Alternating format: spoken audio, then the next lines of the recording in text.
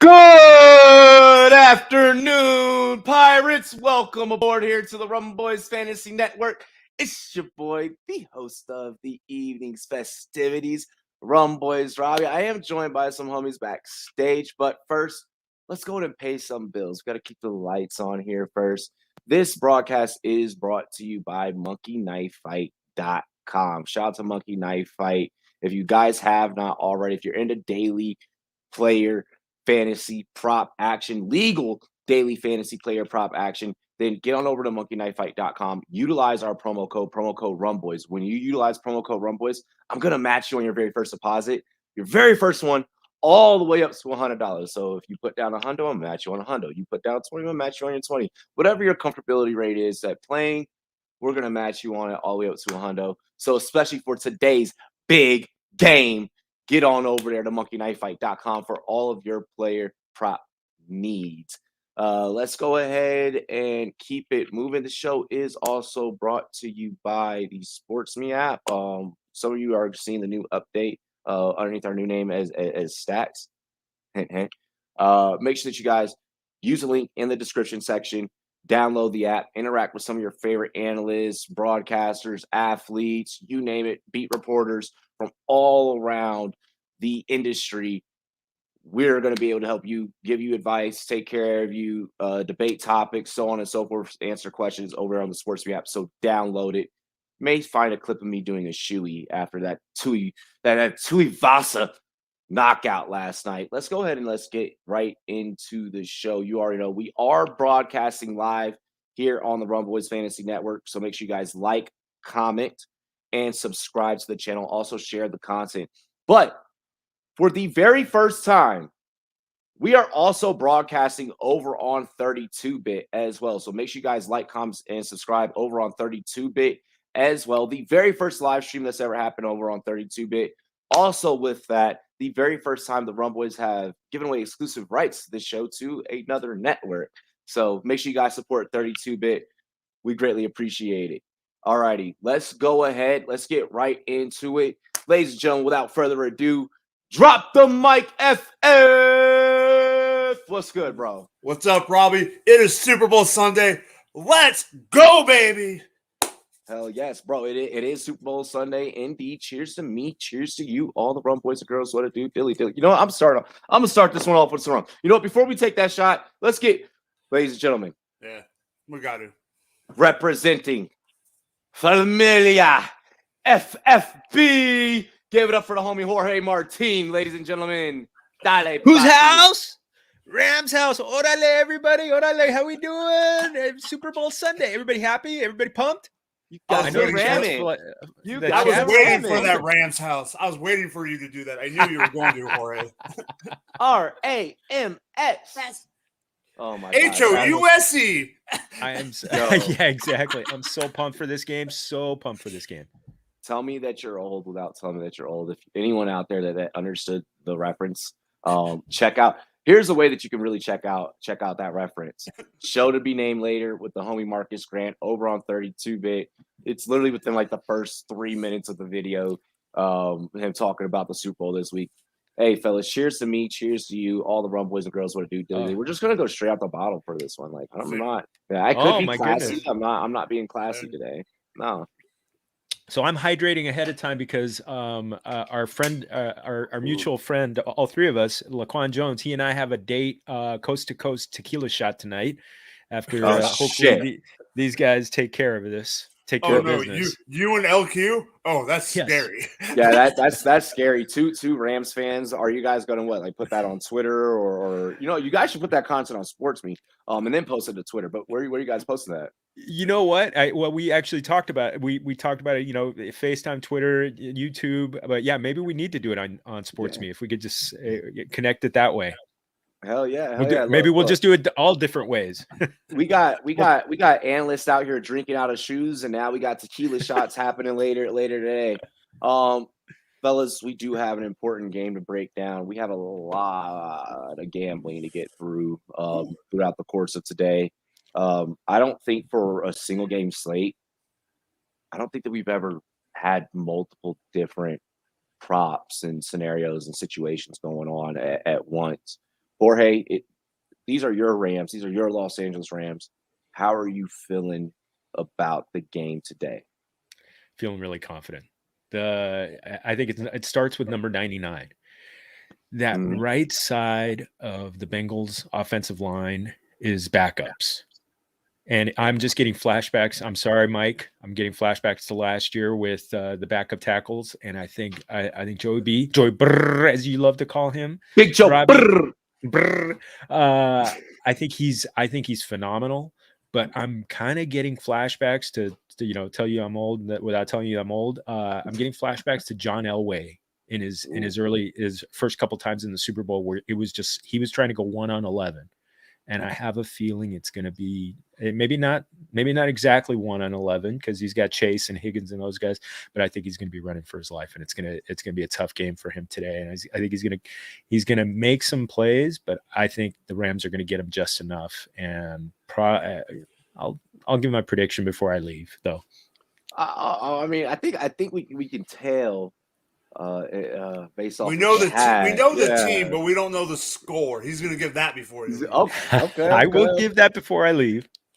Okay. What are your thoughts surrounding Matthew Stafford in tonight's game? I know that you covered him and Kershaw in one of your most well-renowned pieces that you did covering those two growing up. What are your thoughts surrounding Stafford heading into tonight? There's one stat that really stuck out to me. He's number 3 in the NFL in play action pass yardage. And I think what's going to happen is the Rams are going to start. They're going to try and feed Cam Akers. The Bengals aren't that great against the run. So I think they're going to try and feed Cam Akers early. And then all of a sudden that's going to bring in the secondary a little bit. And then all of a sudden he's going to play action. It's going to be I think OBJ. I think Kupp's going to get his. But I think OBJ replicates the 100-yard performance that he did against the 49ers. And he's going to get one long one today. OBJ for a hundo? Yes. And one other one that he hasn't gotten used a lot is Van Jefferson. Yeah. And if you're playing DraftKings, I think he's 5,200, and he is that guy. The Bengals are one of the top teams in giving up deep shots, and Stafford is I think he's number 1 in passes over 20 yards. So I think Jefferson maybe beats the secondary one time.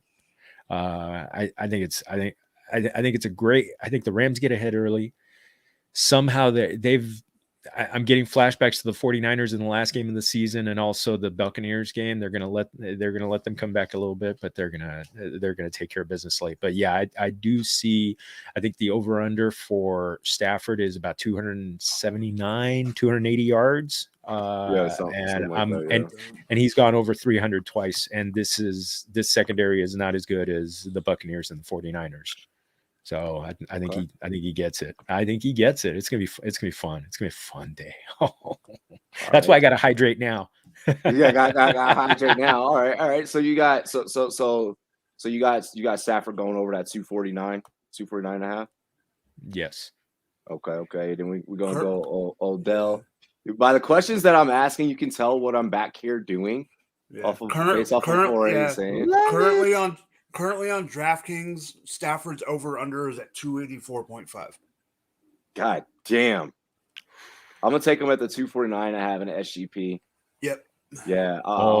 That's free money right there at 249. Yeah. Oh, I agree. I agree with you guys on that one. Yeah, I'll take him at the 249. The highest I could go for Odell's over in an SGP is 89.5, so I'm going to take that. Ooh, I'm gonna take that. I'm gonna take that. What are you feeling on the Russian side of things tonight? I mean, both of these offenses, and I've been on air during my little quick. I didn't do as much media this Super Bowl week as I normally do, but during my little short media set, I was on your show. I was on a couple of other shows, and I stated, I don't think that this is going to be a heavy running game on either side. But I also see a scenario where maybe it could be. Which way are you leaning more so? I think it's going to be a tough running for Mixon. The Rams haven't given up more than 55 rushing yards in any game of the playoffs. So they've really nutted up. Eric Weddle, the safety, the guy who came off of a pickup basketball court, he has helped just solidify the rushing defense for the Rams. Yeah. And he's going to have the green dot today. Can you imagine that? Christmas time, nothing, he's just playing dad and just now chilling. Yeah. And now Super Bowl, he's got a chance at a ring. So gotta love it. I think that's a tough one. The one thing that's interesting, I don't know what the prop bets are on receiving yards for Joe Mixon. I'm very tempted to see, if somebody can see a receiving yard, because the Rams have been giving up some receiving yards in the past couple games. They gave up over 50 yards to Fournette. They give 50 yards to exactly 50 yards to Elijah Mitchell in the last game. And that touchdown that Deebo Samuel did that 45-yard touchdown came on a screenplay. So the Rams have given up some yards on the screen, and I think because of the fact that Burrow is going to be under a lot of pressure, he's going to have to dump it off to Mixon. So smash the over on receiving yards right for now. him. Right now on DraftKings at 60.5 for Mixon. For receiving yards? For receiving yards? 60.5, 60.5. Wow. Really? Wow, that's a big number. And an SGP, I can take him. I can take him for 9.5 on the over. You can take him differently for SGP, but for the regular over the standard, standard. Wow, that 9 yards, he might get that in the first quarter, but I apologize. My apologies. Oh no, I was going to say on the Big John in the chat. Dilly. Johnny Bats, orale. Yeah, we got Johnny B up in the chat. We got Triet representing Canada. Shout out to everybody up there in the 6. We got Winking Weeds up in here. What's good, Weeds? Slap yourself. Psh, psh. Entertainment up in the chat. What's good, Slap? Hell yeah. I'm loving it. Rams are spreading carries for Hendo, Akers, and Michelle. I'm spamming under on Rams running backs. I like that. That is the thing. In the last game, I think McVay got a little, a little woozy when Akers dropped a couple of fumbles in the Buccaneers game, because he split the carries. Sure. I think it was 13-10, 13 for Akers, 10 for Michelle in the last game. And now you got Henderson, who's a dual threat running back. He could get some balls out of the backfield. So I haven't, I reserve the right to change it. I do have a DraftKings lineup with Akers in the captain spot. So I may play around with that one a little bit. I may drop him out of that. So who do you got winning tonight? Who do you got winning tonight? I think the Rams winning. Okay. I got them winning 31-27. Okay. Yeah, I think they either win. Shit. Yeah. Oh fuck. Yeah, I think they get up early, and then the Bengals make it a little interesting, because you know what? That's what this postseason has been. It's been close games, close great games, and it's going to be on the fast track. Weather's not going to be an issue. Shooter McPherson is going to get a couple of field goals in there. McPherson, I like it. All right, so then check this shit out. Ladies and gentlemen. All right, just off of what Jorge's talking. This is just me. I'm probably going to be doing this every time we have an analyst on. I'm just going to start fucking around on the board, start playing some cards. Just because like after that Tuivasa and that Adesanya win last night, we up, baby. So here's off of what you said. I'm gonna take the Rams money line. I'm gonna do a 5-leg parlay, 5-leg SGP, because we don't get that insurance just in case this don't work out. We're gonna go Rams money line. We're gonna go Stafford over 249.5, Odell Beckham over 89.5, Joe Mixon under 84.5, and we're gonna take the over on the points at 48.5 at plus 850 odds. Oh, Robbie, then you're gonna that comes through. We're doing shots in Canton. Oh, bro, we getting fucked up again. Hey, hold on, Jorge. We're doing shots anyway. Yeah. Okay. We'll get the sports. Yeah, we'll do a 3-way. You know, Colorado, Jersey, and LA, all at the same time. Hey, everyone enjoys a nice little menage a trois every once in a while. We don't kink shame. Yes. Hey, what's good? What's good? We got the homie Wilkerson up in the chat. Baby Wilk, what's good? He said Odell gonna have 90+ yards. You're a New York Giants fan, so we knew that's the prop that you were gonna go for. But big ups, man. Yo, I like the parlay too, man. We're gonna be building up a lot of these. Yeah, we are. And then later in the show, closer to game time, my biases will kick in. Oh shit, ladies and gentlemen, it's my boss, who's of 32 bit. What's good? Cheers. Salud. Dilly. What up, guys? What up, Hoos? Salud. Super Bowl! Oh, we doing the damn thing. The last time I talked to Hoos, I was full on Giordano's pizza, hiding in the corner and eating mozzarella triangles. Yeah, bro. I remember that, man. Good time. Drunk as shit. Really quick, Jorge. Where can the people find you? What do you got? What do you guys got coming up next over there at Familia FFB? What's the off season looking like, man? Let's chop it up. Let's talk about you really quick, brother. I'm pushing out all my content at Jorge Martin 17. You could also go to our YouTube channel, Familia FFB. You can find us on Twitter, Instagram, Facebook. You put a Familia FFB, we're there. FamiliaFFB.com. I'm going to have content all off season. Going to start going into some dynasties, some, a little overview on draft strategy. Just going to have 1 or 2 articles a week coming out on the off season. Obviously, we're going to get into the draft very quickly. Yeah. We're going to have shows coming out, probably about one a week from now until things get, really popping in late July, and then we'll add some others. But yeah, it's just come find us, please. Really appreciate it. Lo agradecemos bien mucho. Yeah, as we like to call Familia FFB, we're fantasy football con sabor latino. Yes, sir. Yes, sir. Órale. Okay. Yes. Hey, so and we're gonna have great guests all off season. Robbie's been a guest. Mike, we need guests. We're gonna have guests all over the off season, just chopping up different things about fantasy football and looking ahead to the next season. Maybe we'll even throw a little baseball in there once they start. Hell yeah. Jorge's been a long time friend of mine, long time friend of the channel. Long time supporter. Make sure that you guys check them out. Especially support Latinos in this space, and giving them a space and giving them a voice. So make sure that you guys show them a lot of love, especially you need a little Latin twist on to your fantasy analysis. If you're able to speak 2 languages, Jorge is the one that can give you your analysis in 1 or 2. All right. Jorge, before you go.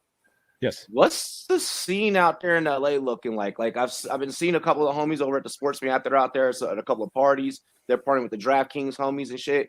Like we done heard tons of crazy stories. What's the scene like back there at home? LA is nuts, man. LA is nuts. That whole area, downtown LA, right by LA Live, where they had the Super Bowl experience. I was out there on Thursday meeting up a fellow analyst for lunch. It was just crazy. It was absolutely crazy today. I mean, today, if the Rams win today, it's gonna be a party, and it's gonna be just kind of like the continual acceptance of the team since they came back 6 years ago. Now 6 years ago. But yeah, it's gonna be fun. It's gonna be fun, and you know what? LA has really shown off this week because the temperatures have been in the 80s all week, and it's just been it's warm. It's warm where I'm at. Man, that's right. And you're just you're by the water. So no, it's been. But though the funny part is Tuesday, it's going to go back down we're going to drop about 20 degrees, and it's going to be back to being what it's supposed to be in February. But no, I've just been. Hey, before you go, don't know hype. Dilly, let's go. Shots all around. Raise your glasses, everybody. Salud. Well, Salud. We greatly appreciate you joining us. Thank you, my brother. We're going to get into who's the set here. And we appreciate you, man. Thank you. Go Rams, everybody. Muchas gracias. Thank you so much. Who's so nice to meet you. Drop the mic. Just everybody. It's California love tonight. California Absolutely. love. Let's side. Let's go. Dilly dilly, bro. Appreciate you. Adios, everybody. Thank you again. Dale. Look at the absolute legend and stud drop the mic. Looking forward to the show. Have a banging stream. Hey, thank you, C Yard. Appreciate you. So who's welcome to the stream, brother. What's good, man? The man behind 32-bit. Hey, we got a lot of people behind 32-bit, man. You know what I'm saying? We got a lot of people behind, putting the grind out. We got a good family. We Family do. first. You know what I'm saying? Love you guys. Oh yes, man. It's good times. Nothing but good times at 32. Happy to be here, bro. Absolutely. So, for those that don't know, a lot of you guys that are viewing, you may or may not, whatever channel you're viewing on, make sure that you go and subscribe to 32-bit. This is the first time that the Rumboyz this has been a crown jewel. This specific show. We're very big on having our exclusivity, and for you to be able to open up the doors and say, hey, like go ahead, stream it on both. And I wanted to bring some awareness and some attention to 32. I appreciate you. So this is the first time. This is the only home where you'll be able to have the kickoff Super Bowl party. It'll only happen on these two networks from here on out every year. So be on the lookout. How did 32 come about? What's the story behind it? I know, but the fans don't know. Oh man, I don't know if I could give like the actual story, but I could give what we're allowed to say. I won't give it's always been something I've been wanting to do, just mess around, have fun. You know what I'm saying? Like fantasy football is fun. A lot of things that we do is fun. And there's a lot of things that people do that you don't know that, like they might be better at fly fishing, you know what I'm saying, than fantasy football. You know what I'm saying? You might want to know, like, oh, what bait do they use? Oh, okay.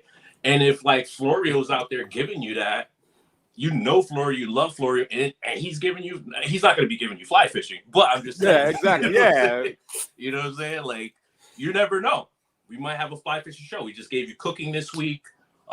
There's really no box to be in. We just really trying to have fun. There's a lot of people forcing content. So, we want to, this is the time. This is the time for 32. Where we at? Right here. This is the time for 32. Rumboyz, Robbie. This is the time for the family right here to just, take off. This is the off season on season, I should say, for us.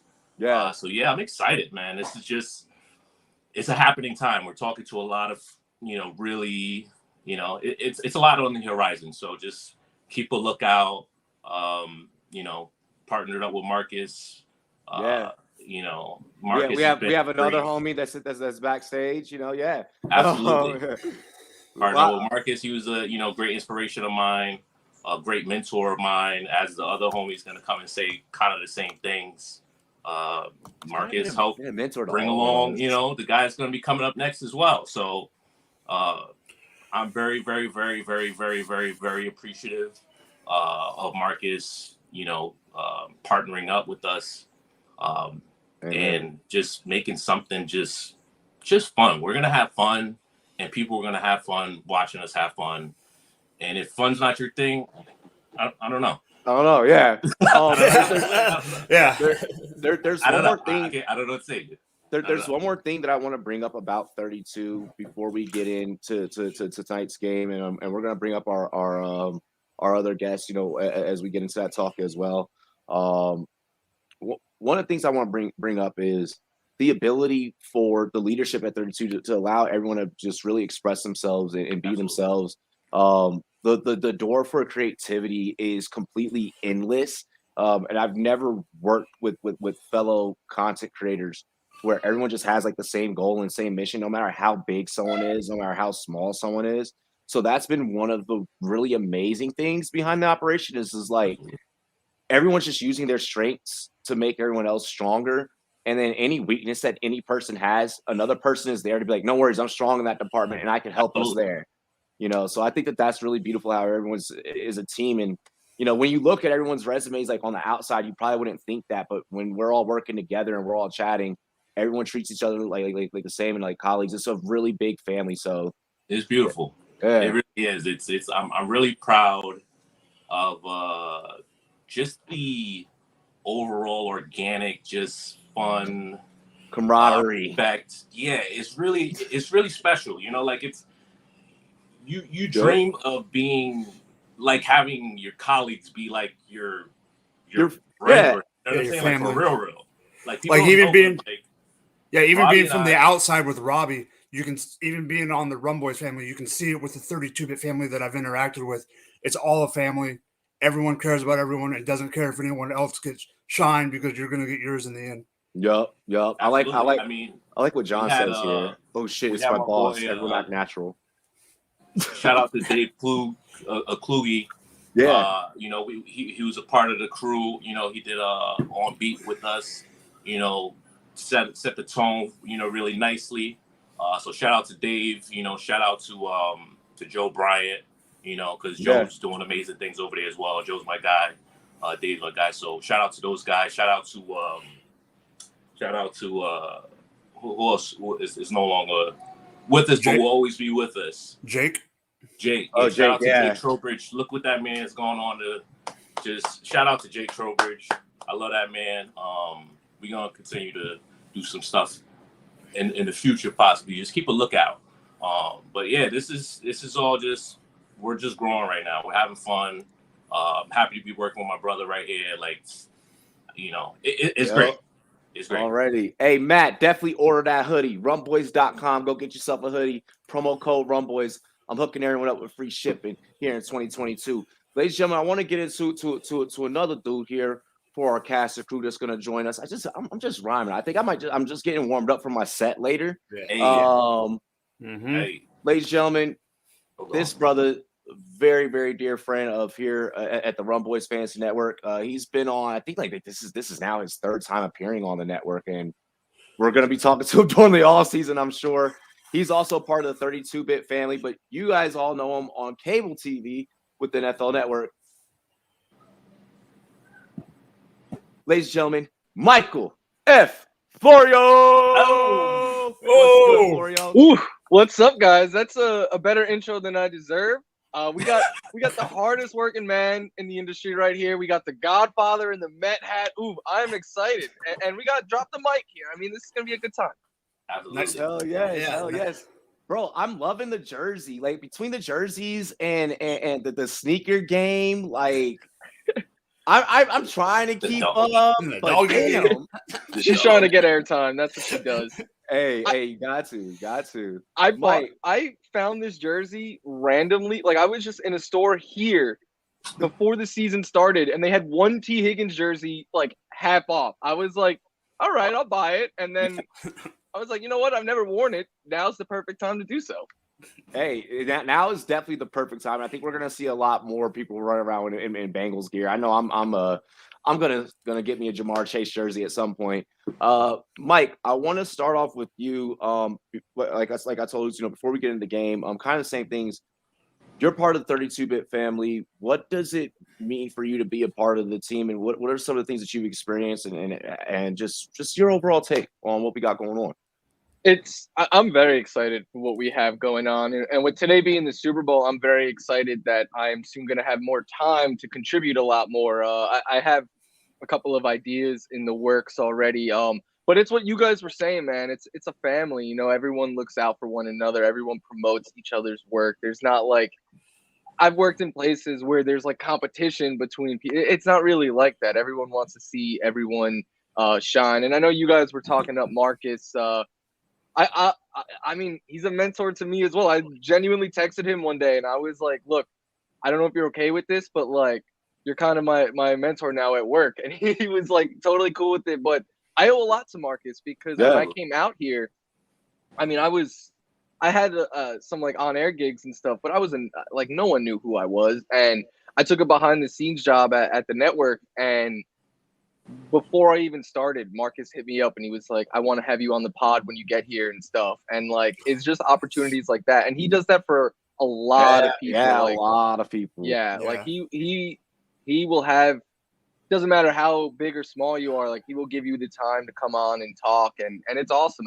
And that's the same vibe that all of us have here, I think. Yeah. I remember when you guys brought me on the show last summer, and I tell you, shout out to a performer that's performing tonight. I was straight up mom spaghetti 2 hours before I got on that set. And then once that red light hit, I was like, whew, game time. Like I was good. It was nerve wracking. And like through everyone just kind of giving each other opportunities. We've all really, grown as colleagues and grown as friends and grown as coworkers. And for something that's a startup, the future's only going to be real bright. So I appreciate you guys and everything you do, all your brothers, all of your mentorship, all your friendship, and it's only going to continue. Dilly. Let's get into talking some football because that's what people know us for. This morning was a struggle on my end. I wouldn't be here if we weren't a family. Exactly, right. Yep. Let's start with you, Florio. Then we're going to get into who's to take. Mike and I, we got to do this all day, so we're going to try and keep our predictions in our pocket. Yep. Florio, who are you thinking wins tonight? What do you think the keys to success are? I know that you've given this breakdown a million times on air this week, but just for the Rumboyz and 32-bit family. Yeah, so I know I'm wearing a Bengals jersey right now, but I actually think this man is going to be hoisting the trophy tonight. I think Matty Stafford pulls it off. I think the Rams, in my opinion, are the better team in most assets of the game. I think the Bengals are hot. I get worried if it's a close game late because Joe Burrow is just that dude.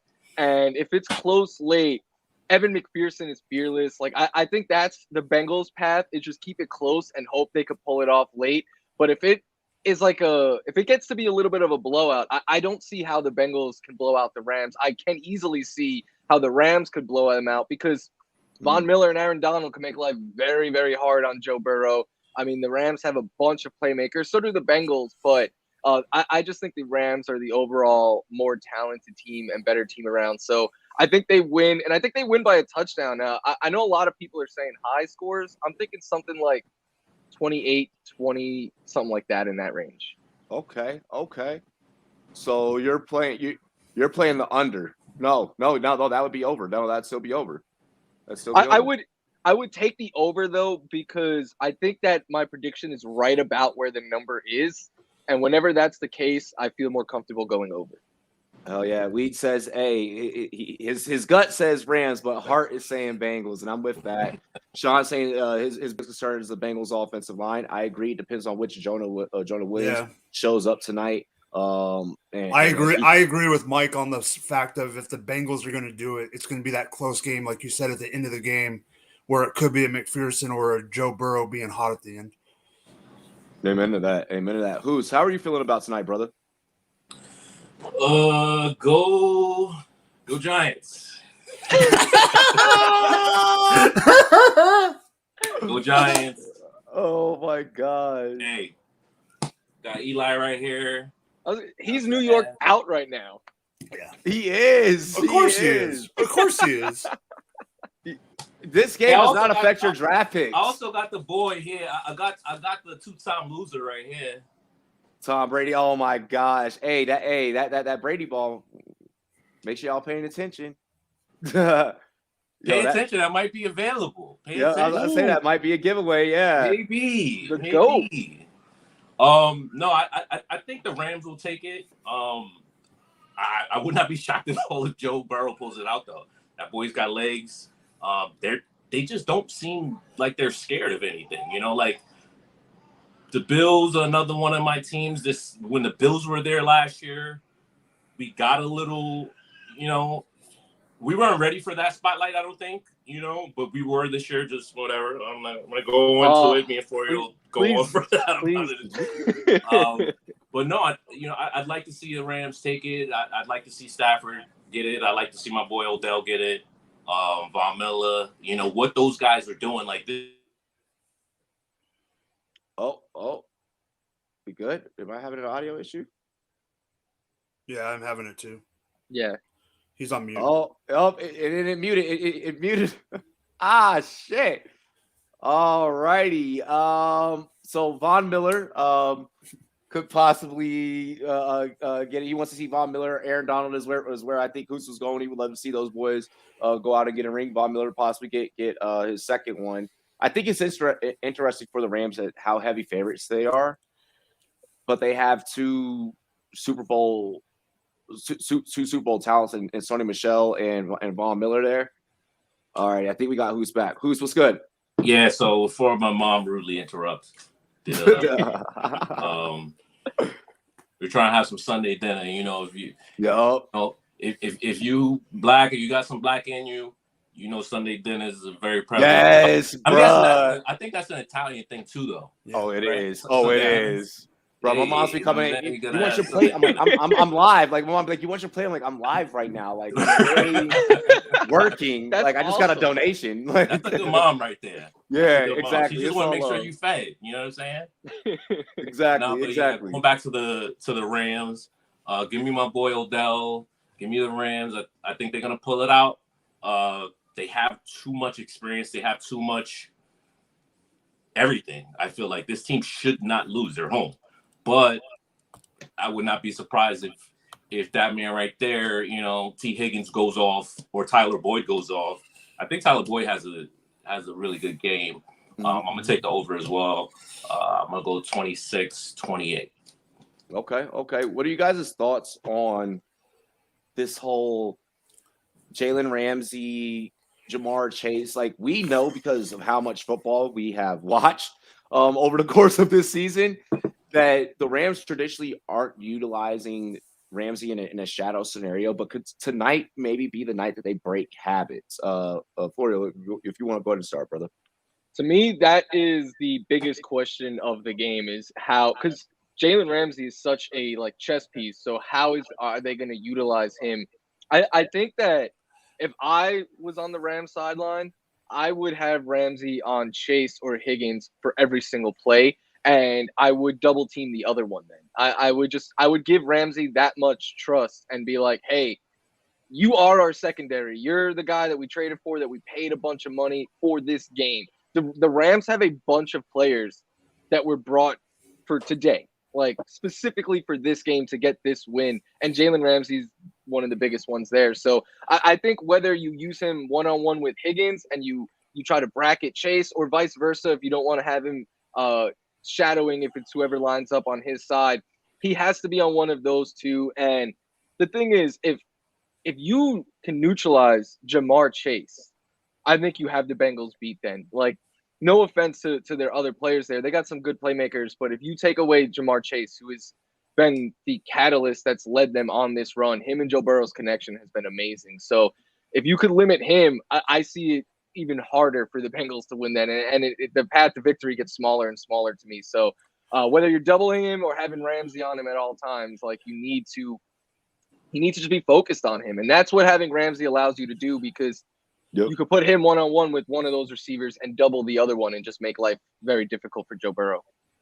That's going to be a very interesting matchup. What I've been going on every show that I've been on this week, I've been making sure, you know, all the moms and dads out there, all the parents out there, if you have a little one that plays DB or plays receiver, middle schooler, high schooler kids, this is the game that you're going to want to DVR. You're going to want to go back and watch. You're going to see a lot of things happen in terms of coverages, in terms of the way that you know, Callahan especially is going to try and line up, you know, Chase in certain scenarios and in certain places to create mismatches. You're going to see a lot of stuff tonight that's really going to give you really good lessons. And that's one of the things I kind of been echoing. So I like that you kind of went in to just that breakdown and in that manner. I want to talk about tonight's halftime show really quick, because we are going to be getting ready for a musical performer here shortly. I know that he just texted me. He's getting set up and everything like that. By the way, can we just give ourselves a pat on the back for putting together as independent broadcasters, as independent YouTubers, bringing on musicians, food, mixologists, like we're doing it all for you guys for tonight's halftime performance. And we'll start with you, Who's. What song gets performed first, and who has the best set? Gotta be Dr. Dre and Snoop Dogg. Snoop Dogg, you know, I mean, Kendrick is Kendrick, right? But yeah, I mean, Snoop, everybody, he is the most beloved rapper of all time, easily. Like, people talk about Jay-Z and Nas, right? As far as like, they're the best rappers, you know, and then people throw K-Dot in there. Some people want to throw Drake in there. I don't really can't give Drake that because he sings. I love Drake, but that's another topic. But right now, I think Snoop's set is just going to be, I mean, nothing but a G thing, baby. Going crazy. I mean, come on, Death Row is the label that pays me. And he just bought Death Row. Yeah. I mean, you know he's going to have heat. You know he's going to bring out Corrupt. Bro, so this hoodie that I got on, you see the signatures. It's got all the signatures on it. We got Warren G, Easy E, Snoop, Pac, Too Short, Ice Cube, Dr. Dre, E40. Like, we lit right now, you know. So I like that. I got Snoop and Nothing But a G thing being the first performance. What I found as I started, you know, deep diving more and more into this, you know. For those that don't know, I don't know how you don't know, but for those that don't know, I am the host and producer of It's a Vibe over on 32-bit. So I'm constantly always going through like pop culture, music topics, different things of that nature. We had brought this up on, I want to say episode like 3. I think it was like episode 3 in season 1. And we were talking about the halftime show. And what I found interesting is that at that time, I didn't realize that as many of these artists that are on this bill all have albums coming out. Snoop just dropped an album, and then, like you mentioned, he bought Death Row. Kendrick, this is going to be his last album with TDE. Possibly expect new music from Kendrick. Maybe, possibly, this is finally. I need to put this out as a tweet because this could go viral. Maybe this is when we get Detox and we get the release of Detox finally from Dr. Dre. Eminem is going to drop an album whenever Eminem feels like it. And Mary J just dropped a new single with Dave East called Rent Money. And so like she's obviously having an album coming out. So like how much new music is possibly surrounding this is very interesting. Florio, best set of tonight, first opening song. I agree with you guys on the opening song. I think Snoop Dogg is the first voice we hear, but I think it'll be him and Dre. Best set, that's hard. I'm going to go with Kendrick, though. I think Kendrick brings the heat. I think I'm selfishly just hoping that he announces a new album. You were saying, you know, his last. It's been like 1,000 days since his last album, something like that. It's insane how long it's been. And my guess is, man, like Eminem is going to come out and be like, hey, I just dropped a new album, because that's what he does. He just, without any hype or anything, he just releases music. So I wouldn't be surprised if something like that happens. But to me, this is the most excited I've ever been about a halftime show. Like, I love The Weeknd. I loved what he did last year. I know a lot of people were a little critical of him, but like, how do you top this? The only question I have is like, how many songs each are they going to get to play? Because they get like 14 minutes and it's 5 of the biggest artists in the world. And I also keep wondering what songs are Eminem going to play? Because outside of Lose Yourself, I don't think there's an obvious answer. Hey, somebody's getting canceled after tonight's performance. Somebody's getting canceled tonight for sure. Forgot about Dre. About Dre. That's Dre's song, but you know that's when Eminem's gonna come out. Yeah, exactly. Nowadays, everybody want to talk. Like, they got something to say, but nothing comes out when they move to this. It's a bunch of, bro, I was rapping that joint in the mirror yesterday. I was rapping that in the mirror yesterday. My mom was like, "You feeling good?" I was like, "I'm feeling good." I was like, "It's Super Bowl weekend." No, that is the moment that I am waiting for. Like, me and Robbie have talked about this. That moment when Eminem starts, that's the moment that I have been waiting for. Oh man, hell yes! I will say Eminem is the best concert that I have seen to date. Like, I saw him a few years ago, and he put on a show, man. He put on a show. It was a good time. Hey, for those that don't know, like Florio knows his music. Like he knows his music.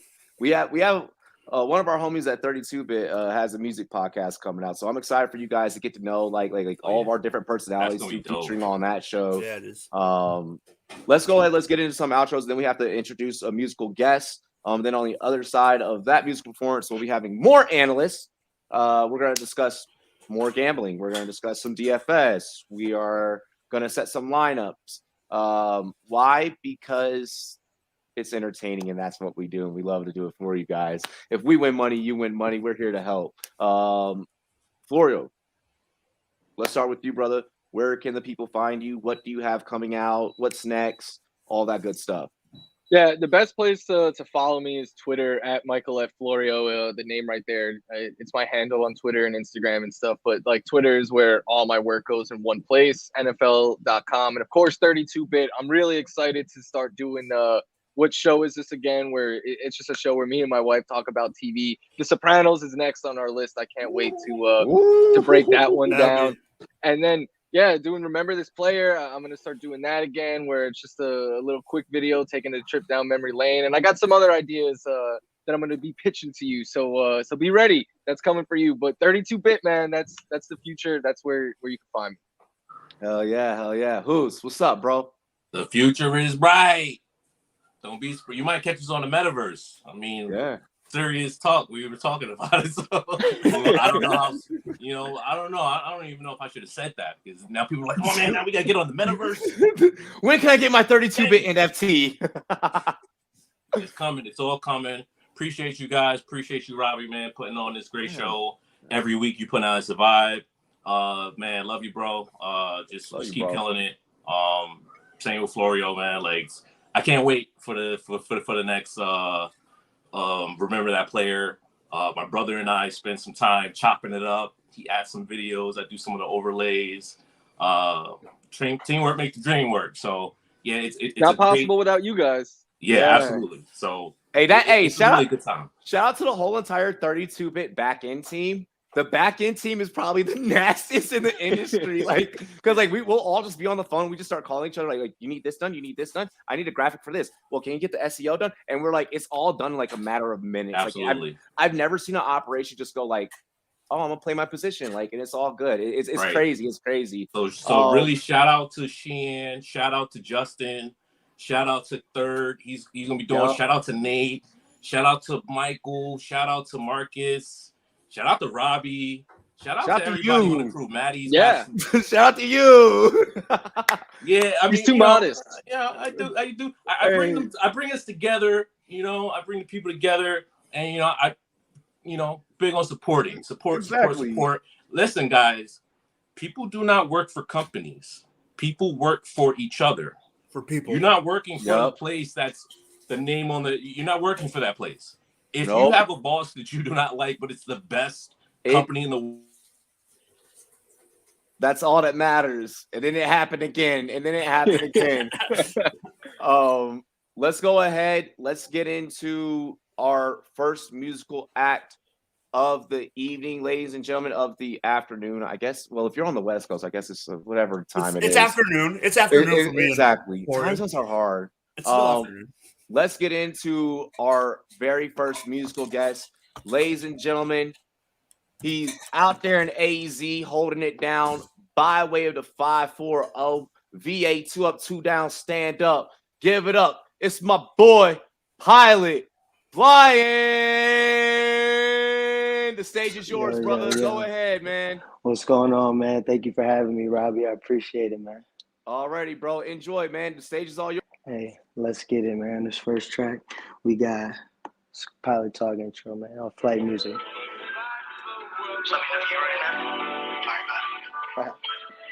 Like I said, I go by the name of Pilot Flying. You can check me out on Instagram, Twitter, all that, Pilot_Flying. Check me out. This our Flight Music. Shout out to my boy Eli Bands, man. We out here in Phoenix, man. Flight Music coming real soon, man. Pay attention. Only smoke good weed, though. And smoke and drink responsibly, man. Super Bowl weekend, man. Let's get it. Make sure you check this one out. It's all unreleased, baby. Let's get it, man. Kush flowing through my veins, I got no stress. I said I gotta catch a jet, check the address. Niggas be up in the booth and they be mad stressed. I get up in the booth and tell the truth, I live lavish. I'm smoking grade A cabbage. Say you wanna live this life, don't send the baggage. When I catch a flight, I get paper showing up. Shit, I might just take it white. Yeah, you say you smoking good, but to me that shit alright. Yeah, you claim that you a star. She say that we out of sight. Flight Music, man. Let's get it. Hey, man, shout out to my brother Eli Bands, man. We in here. Hey, this next one's called Honorable Mention, man. Round 2. Let's get it. Hey, man, shout out to Robbie, man. We out here at DMV, but we out in Phoenix today. I'm flying. Ain't no back and forth. I got these Nikes on my feet, they clean like the dentist. Off and I don't write it. Ain't no back and forth, these niggas playing tennis. I got these Nikes on my feet, they clean like the dentist. Often I don't write it, cause I get too specific. And everything I work for, come see how I'm living. Hope you gon' see this vision. I said we mapped it out, and now we really winning. I'm gon' feed all my children, trying to stack up these millions. I said it's paid for, so we don't have to rent it. And I get paid more, so I'ma have to spend it. And you can call me Popeye, the way I got the spinach. And yeah, I keep the block high, blowing on that prescription. They say it's lonely at the top, but I forgot to mention that it's snakes up in the grass. Make sure you got your scissors. On these beats, I'm gonna deliver some of the illest shit you ever heard. I'm dashing in the rain and won't swerve. Park that motherfucker right next to the curb. When they ain't saying a word, acting like bitches that really ain't heard of. I been stacking up my chips, I'm trying to get my net worth. I know most of this shit gon' change. And on this Jane, in my lane, I can't do that as you lame. Yeah, shout out to, man, me and Eli got some stuff for y'all, man. Hey, man, this next one, another unreleased track, man, pay attention, man. Pilots flying. And thank y'all for vibing with me, man. This is the last one. You know what I'm saying? Unless y'all, you know what I'm saying, want some more. I might run one more for y'all. Sheesh. Like I said, I'm from the 540, man. Shout out to my boy Uncle Noose on the beat. Yep. Real 17 from the West. Yep. We mighty high.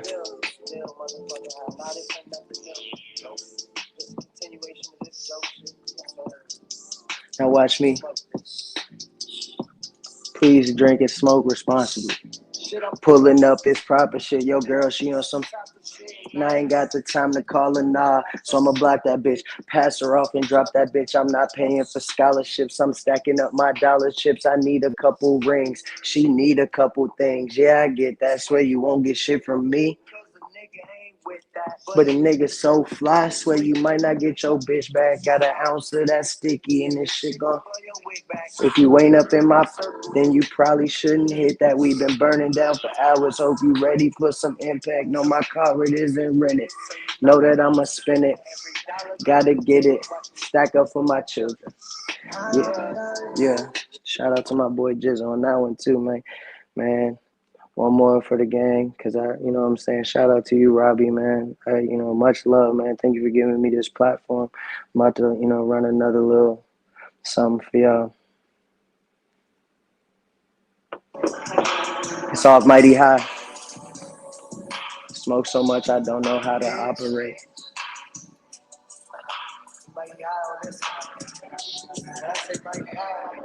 I mean, mighty fly. Hey, you can check me out on all platforms: Apple, Spotify, Instagram, everywhere, man. Check me out.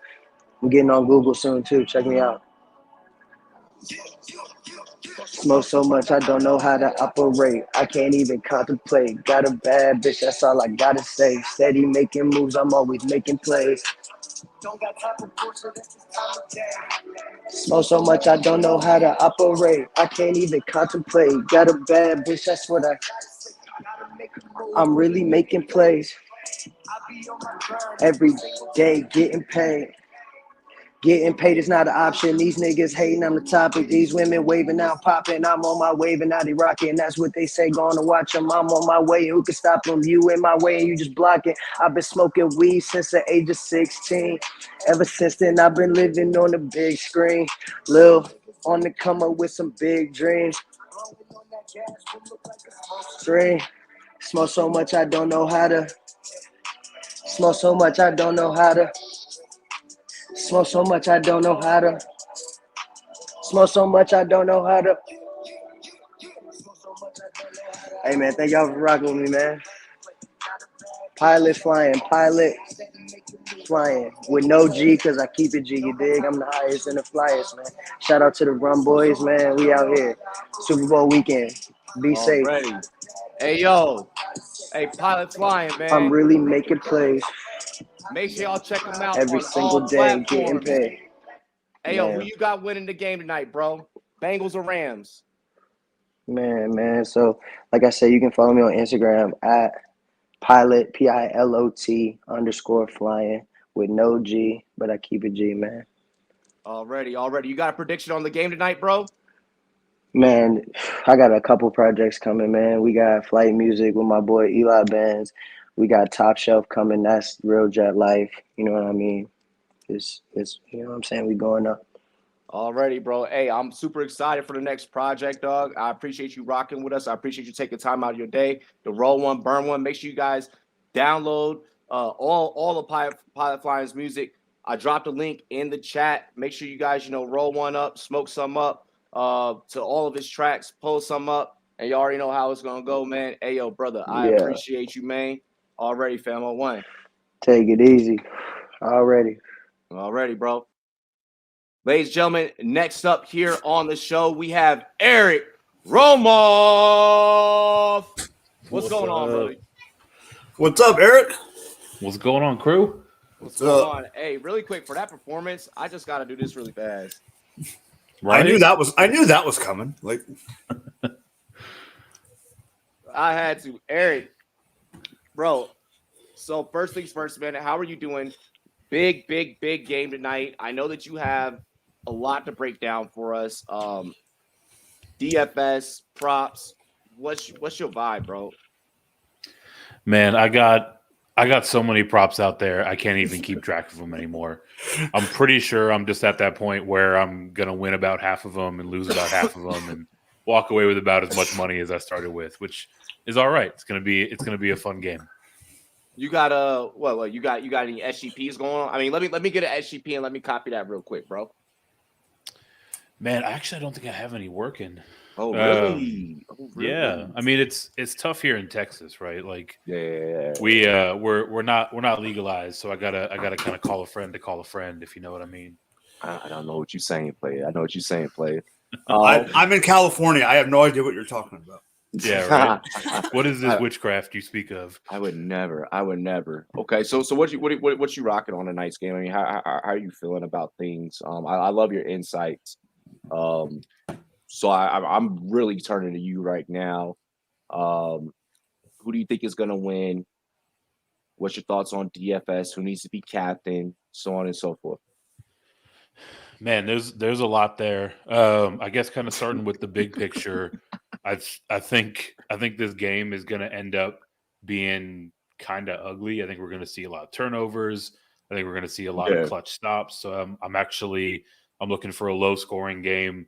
I'm on the under on this game right now. Okay. I think all told, we're going to see the Rams win outright, but I like the Bengals to cover.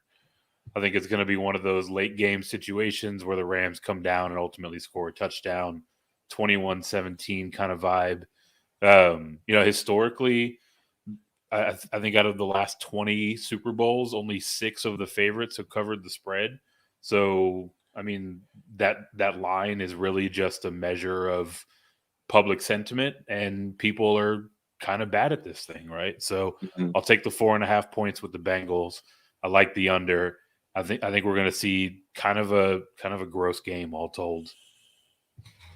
Ooh, you liking the under? It's gonna be gross. You saying, ouch! That's a box of beer next to me. That it just kicked that. I just stubbed my toe hard as fuck. With you predicting the under, can I ask you a quick question? What do you think that the impact of Trey Hendrickson, Jesse Bates, Von Bell? Do you think that those Bengals defense stars have what it takes to keep the Rams in a situation where it's an overall under scoring situation? Because that's really what's needed. And that's the side and a facet of the game that no one's talking about. Yeah, I think they do to an extent, right? Like in terms of talent on the roster, I think the Rams are overall the better team on paper.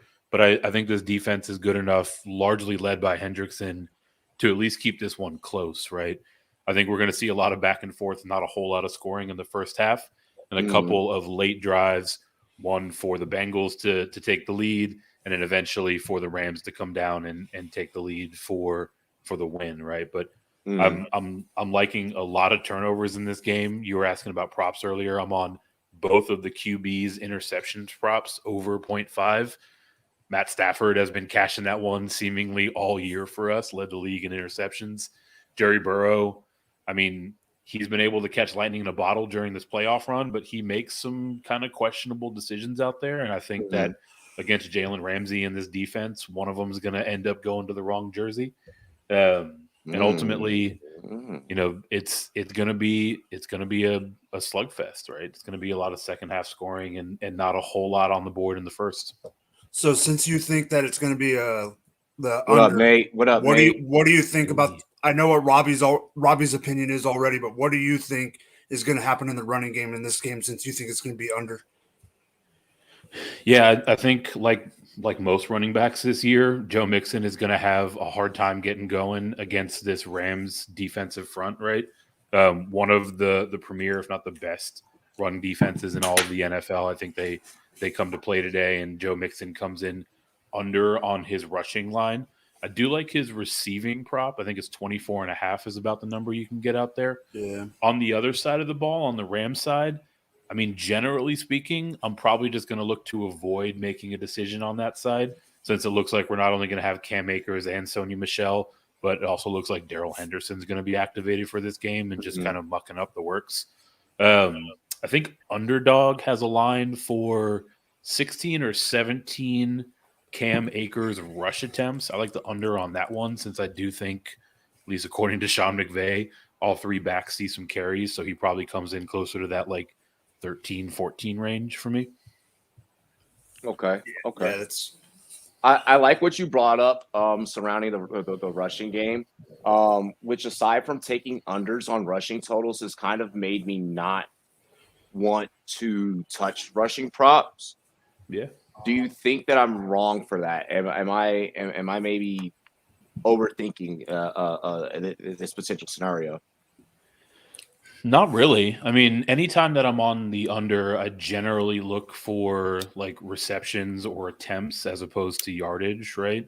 You know, Cam Akers can pop a 20-yarder plus on any carry, but I don't like him to get 16 carries. So, you know, generally speaking, if I'm fading the under, I'll go towards the number of attempts, the number of touches, as opposed to number of yards, just so you kind of hedge out that, you know, one big play that gets him over the line. Yep. I also like some of the ancillary plays out there, right? Like, I mean, if you find a Darrell Henderson line, let me know. They're super hard to come by. Super hard to come by. Yeah. But Samaje Perine, he's got a rushing total line at 3.5 yards. And the dude's seeing a lot of third down work, right? So if one of those is, I don't know, 3rd down and 12, and they do a little delayed draw and you get 6 yards, like one play and you're there, right? So you just kind of got to pick your spots. And I'm a sucker for those one play paydays. hey, really quick. Happy Super Bowl Sunday to Smokey, and happy Super Bowl Sunday to everyone out there in the chat. What are you thinking about this prop here that Justin's proposing? 8.5 on Cup, over on receptions on Higgins at 5.5, 24.5 reception yards for Mixon, and CJ Uzma over 3.5 receptions. So I talked about the Mixon receiving yard. I like that one a lot. I think he's covered that number every game in the playoffs this year. Cup over 8.5 sounds about right. Higgins over 5.5 I like a lot. Going back to your DFS question a few minutes ago, I like Higgins a lot in those DFS streets today. Yeah. Uzuma over 3.5 receptions is probably a pretty sharp line, so I'd probably walk away from that one. If anything, I would err on the side of the under if you force me into a decision. Okay. What do you think of completions? 24.5 for each is the line. For each side of the ball, like each QB 24.5 over 24.5. Mm-hmm. I like Burrow on that line more than I like Stafford. Like if you're doing like a rivals thing where it's one against the other, I think they're going to be thrown a little bit more. And I think we've seen through this playoffs that the Rams really want to at least attempt to establish the run. up against Cincinnati, they should be able to do a decent job of that. So I like Burrow to be throwing a bit more. 24.5 sounds about right. I'm going to probably take the under on that one because I think it's going to be relatively close in a low-scoring game. So I don't think they're going to be chasing for a long time, just chucking it all over the yard. But a lot of sharp lines out there, right? A lot of eyes on these lines, so they tend to get pretty sharp as we're a few hours before kickoff. Okay. I like it. Anything? What do you think about Tyler? What? Yeah. Go ahead. Go. No. What do you think about Tyler Boyd today? Fucking Mike. So Tyler Boyd is probably one of the better plays in DFS, right?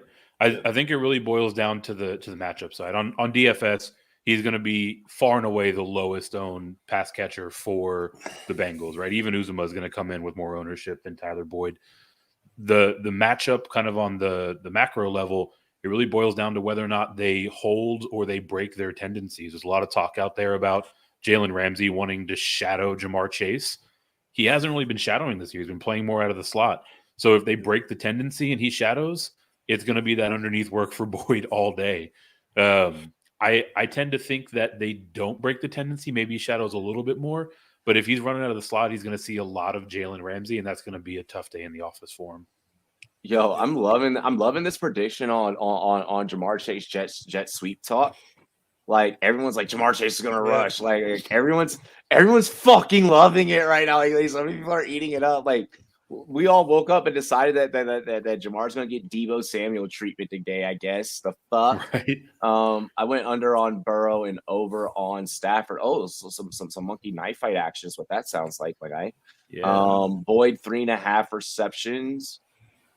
I like it because if they are really going to try and super hyper focus on shutting down Chase, then that'll be needed in order to pull off said shutdown. If in the words of the homegirl Mina Kimes, what she said on Golick Jr. show this week, and I keep quoting her all week. I keep hearing her voice in the back of my head where she's like, "Look, if you put Ramsey and you dedicate Ramsey to man up on Chase, all you did was open up fucking Higgins and Boyd."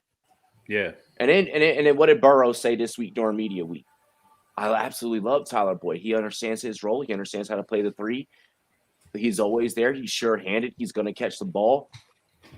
But the kid is confident in Boyd. So I mean, I have no problems taking that at 3.5, especially if we're going to just play that as a singles. Like I'm with that as a singles, or if we're going to parlay that, I'm cool with that too. Yeah, I mean he's getting plenty of looks, right? Like. I mean, two out of his last 3 games, really through this playoff run, he's gotten over that line. I mean, granted, it's barely right. It's 4 receptions in each of them, but ultimately there should be a path for him to where he's going to get enough looks and he's reliable enough. Joe Burrow's shown enough accuracy as he's continued to develop as a young quarterback to where he can get him the ball and haul in those. So it'll probably come down to the fourth quarter, but I think it's fair to take the over on that one. Hell yeah! And final prediction, and then let's also get into your outro, my brother. The prediction for the game? Yeah. Prediction. Yep. Who wins? Yeah. I got the Bengals plus the points. I got the Rams winning outright. So 21-17 LA. Let's fucking go! Fuck yeah! Whose house? Oh. Welcome to the jungle. Knees. Sorry. Eric, this beer's for you. Let's go in and get into your outro. I'm gonna chug the rest of this for you, just for you. Hey. I love you. Dilly. Dilly. So, man, I can't even keep track of where I am anymore. Easiest way to keep tabs on me.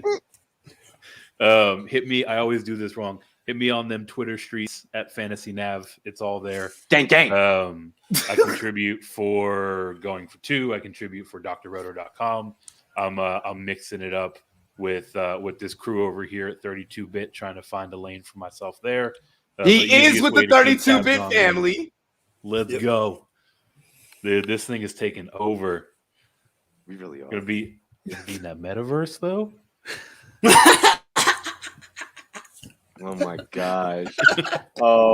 Yo, Eric, I greatly appreciate you, man. Me Casa is Sue Casa. You could always pull up to the Rumboyz Fantasy Network whenever you want to. You work at 32, so I can't say anything about that because you work there. I was trying to come up with like trying a clever. to pretend like he doesn't run things at 32. You know, I you am can clear the pass. I am just the analytics guy. My job is to make the numbers happen. That is it. That is it.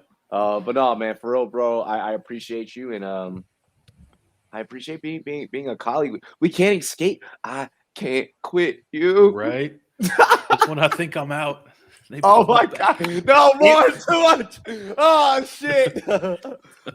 Hey man, I hope that you enjoy your day. Happy Super Bowl Sunday to you, brother. And let's get that pick right. Let's do it. Let's get Billy this payday. brother. See you, Eric. All right. Hey, man. Ladies and gentlemen, next up, our guest. You have seen him here on the Rumboyz Fantasy Network like once. I think like once or twice. If not, this will be his second time.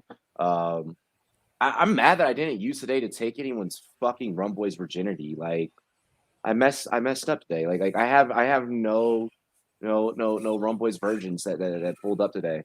You got to remember put out a tweet. I'm gonna have to put out a tweet. Yeah, last Super Bowl was mine. So hey, yeah, full last circle, Super Bowl, baby. yeah, Full circle. full circle. Like Snoop Dogg buying Death Row, baby. Hey, let's go ahead. Let's get into their rumgenity. Oh my gosh, everyone's cherry's been popped.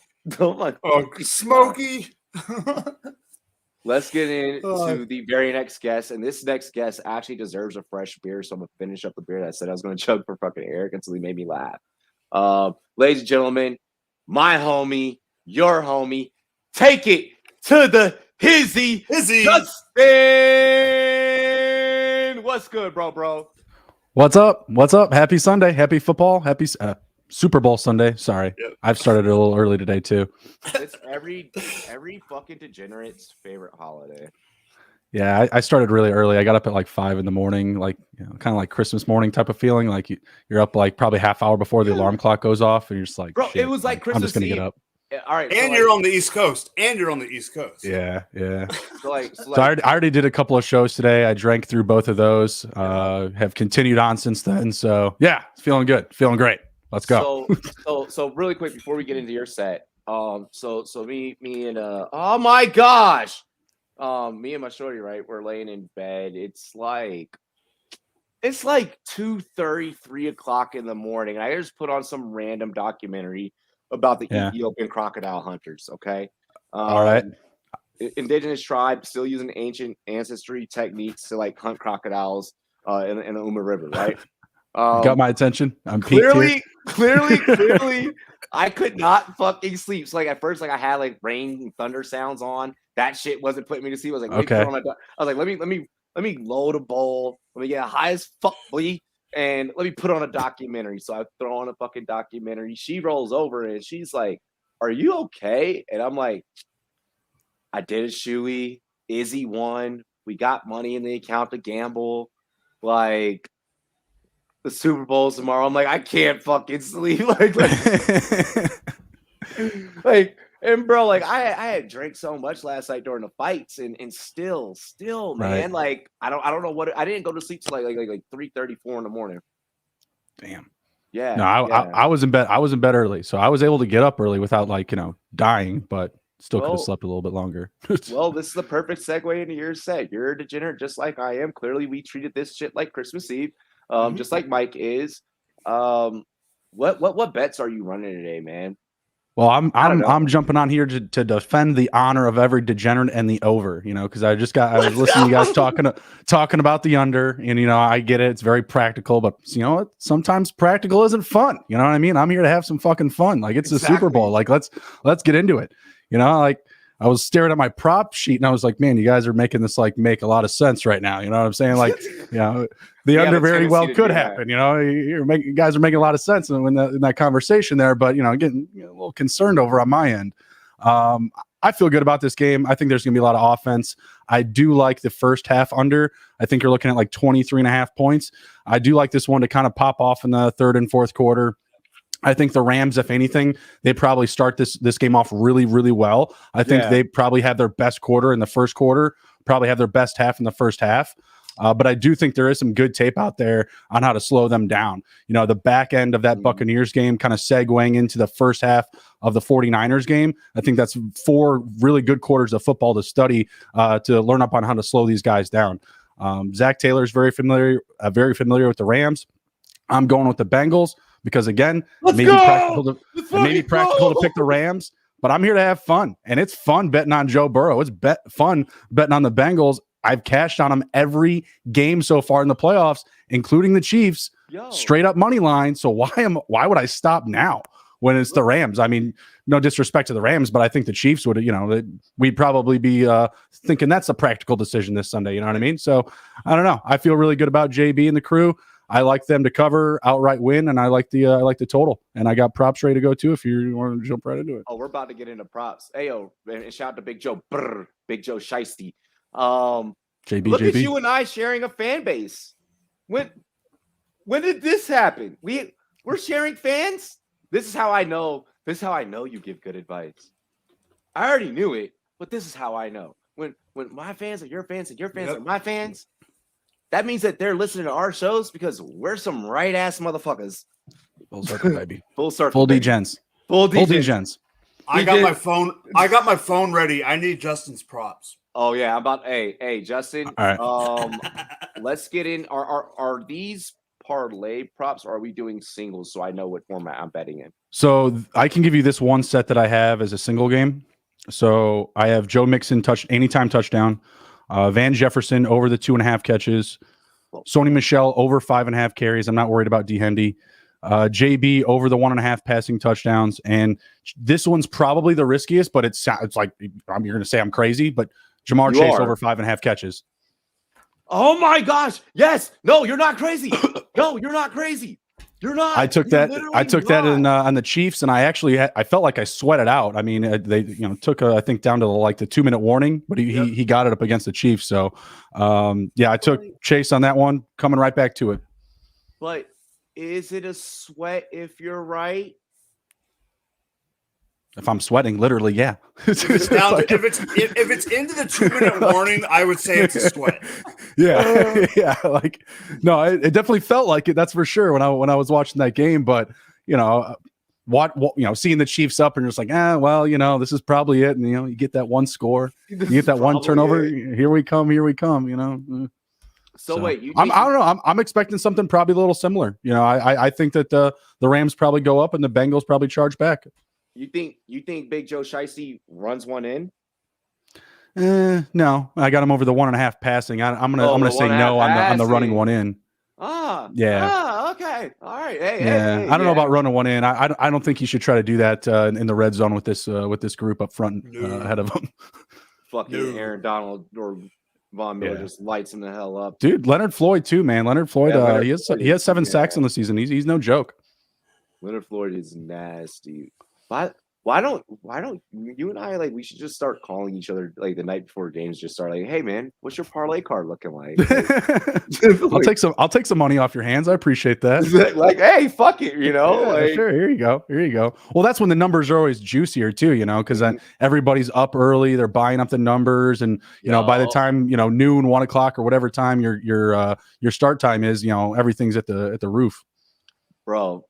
So this is my full.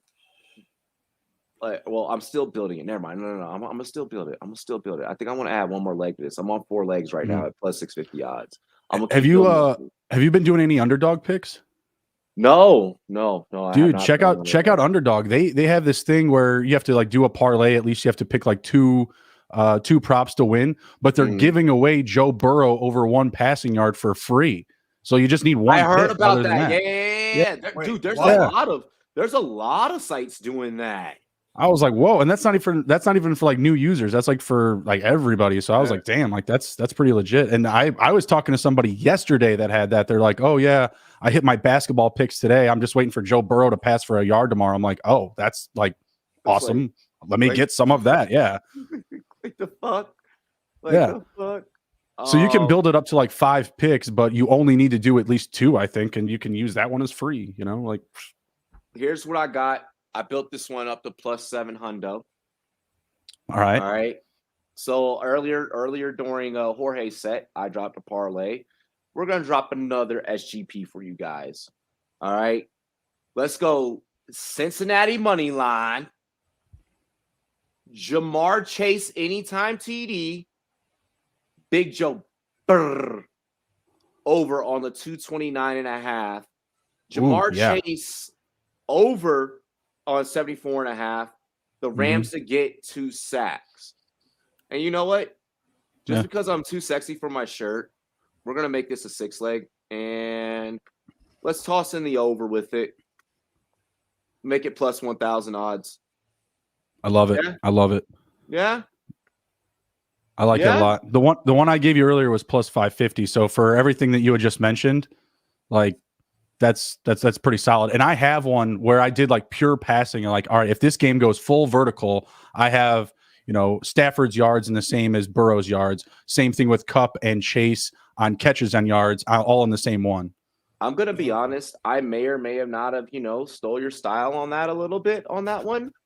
Yeah. Well, I got some under rushes as well. You guys brought that up on the last segment under on the rushing. That's also very practical given the defensive lines of both sides.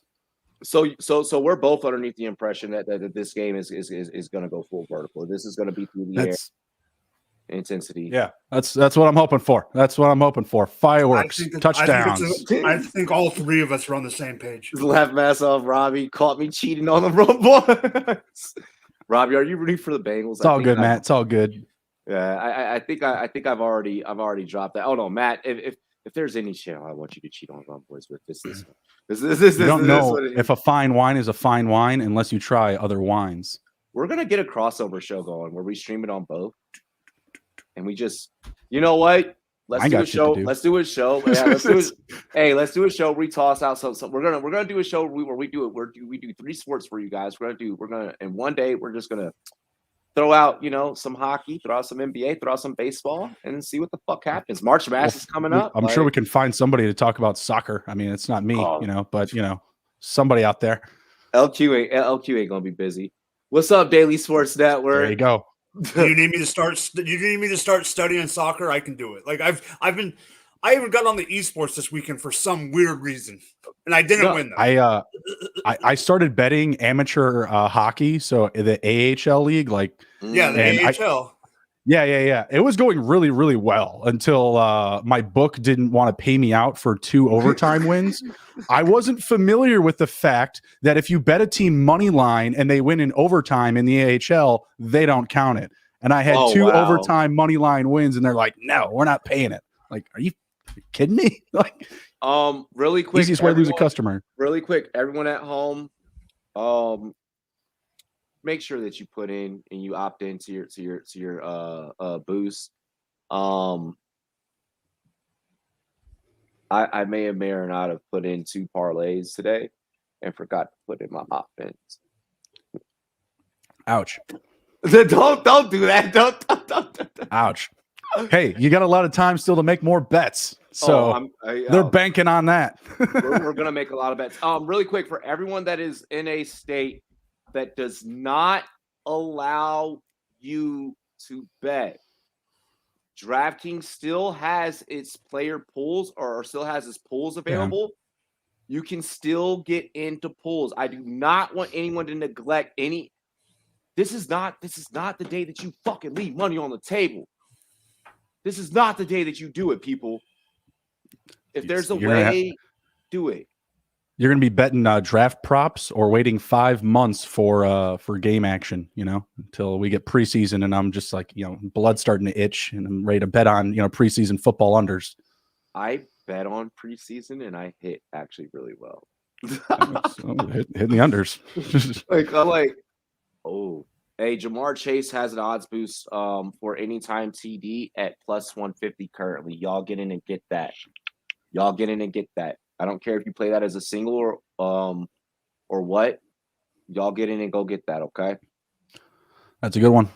Yep. 25% profit boost on any 3-leg TD score. Justin, so you got the Bengals tonight. You gave us a same game parlay. What else do you want to add here on tonight's show to your set before we get into our next guest? I think Sony Michel's really undervalued in this game. I like his carries. I like his yards. That's pretty much it. Sony Michel, a secret weapon. I mean, he does have that touchdown. Not secret. I just think he's undervalued right now in these lines. 5.5 on carries. He's hit that 8 out of his last 9 games. 3 out of the 4 games with Akers back in the lineup. If he gets that amount of carries, I think the yards, like 19.5, should easily come. I think it's undervalued. Who has the best set of halftime show tonight? I don't really know. I would, inside of me, I want it to be Eminem. I want it to be Marshall Mathers, but could be Dre and Snoop. I don't know. I think Snoop's about to tear the bitch down, bro. Yeah. I mean, they were the first ones to jump on it, right? Like it was like their kind of project, right? Yeah. I mean, Dre is producing the whole production, so right. That's what I'm saying. So I feel like they may be like the focal point, of the performance. I feel like because I always feel like with these big grand performances where they have so many artists in a short period of time, they're all doing each other's songs, and they're all getting mixed into their own work. So I'm just interested to see how that'll kind of play out. Hell yeah. Hey, I like that you broke down the halftime show like that. It's because they are gonna have mixed compilations and shit like that. Yeah. And they'll just be performing each other's songs. They'll do a Snoop song where they're all doing that, and then they'll do an MM song where they're all singing that. Grabbing each other's verses. And everyone keeps predicting these really off the wall type of things. So I like that you did. It's gonna be a good one. I'm excited. Yeah, it is. I can't wait. I'm excited. Justin, let the people know where they can find you. And then as you're letting the people know where they can find you, tell the people what you're sipping on today. Oh, this is an energy drink. This is to calm me down, if anything. This morning I've been drinking a lot of Crown, so I'm just trying to chill out a bit with an energy drink. I dig it. Where can the people find you, bro? You can find me at TITTHJB on Twitter, and you can find our brand, Take It to the Hizzy, Fantasy Football on Twitter, at To The Hizzy, HIZZY. To the Hizzy. Yo, really quick, off the Hizzy used to be my favorite move playing street ball. My mom, I remember my mom went underneath my bed, found a shoebox full of money, and she was like, "Where did you get this from?" And and one mixtape was the shit back then. Yeah. And I was like, I play the neighborhood kids in basketball. And she's like, for real? And they didn't win. Yeah. And she's like, for real? I was like, yeah. And the kid, my mom literally sat there. She's just sitting there smoking in the dark, staring through the smoking or through the screen door, and she's watching me in the backyard just cross kids up, fucking throw shit off the backboard of the alley, and I lay it up to myself and shit, lowering the rim so I can dunk on kids. Because I was a tall kid, legit. Bro. So when I saw your name on Twitter, for the very first time, I was like, take it to the Hizzy, off the Hizzy, NBA Street, it's the house. we treat the Hizzy as the house. Take it to the house, always stealing our goddamn money. Oh fuck, we're beating the bookies' ass tonight. Hey, Justin, I appreciate you, bro. Cheers, man. You have a great rest. Yes, sir. You guys be good. Take care, Mike. Take care, Robbie. Appreciate you guys having me on. Justin, see you next time, man. Yes, sir. Hell yeah. Later, boys. Later. See ya. Mike, you got the spreadsheet, right? You wanna introduce the next guest? I mean, he's already backstage. You can't see backstage. I haven't given producer rights. You introduce this one. I need to get that spreadsheet up on my phone. Yeah, get that spreadsheet up so that you can introduce the next guest. Yeah, you introduce this one, and then I got you. Ladies and gentlemen, kids, babies, and dinosaurs of all ages. This person doesn't really need an intro because he is a smooth type of brother. He's very, very smooth on MIC whenever he breaks down his analytics for you guys. You guys know him representing Champions Round. You have seen him here Friday nights on Rumboyz After Dark. Ladies and gentlemen, Eagle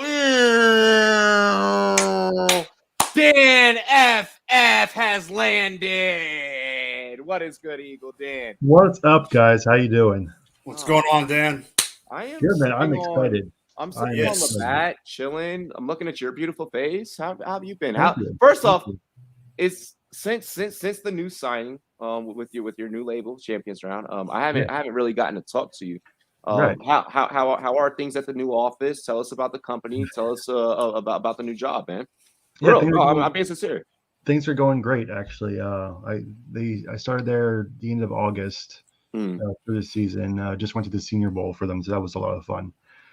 Basically for Champions Round, you know how you have like the DFS and then the season long. We're a micro fantasy sports. Basically, we take separate they're called pods. So like say like week 1 to week 5, and then you bet or you make lineups based on players that play from week 1 to week 5, and whoever has the best total at the end of that time wins. So basically, it's basically 3 seasons in one season, because a lot of times people, that play season longer don't really feel like paying attention the entire season, can then play just a couple of games and then move on to whatever else they want to do in their life. So that's what we're doing now. We have a lot of great contests. We have our boost ball contest, was like more like the DFS thing, where you have like a boosted player whose points count for double. Then you fill out the rest of the lineup based on how much money you have left. You have 7 stakes. Basically, you have 7 prop bets, which if you get right, you win. We are introducing some new games soon around draft time, so we're excited about that.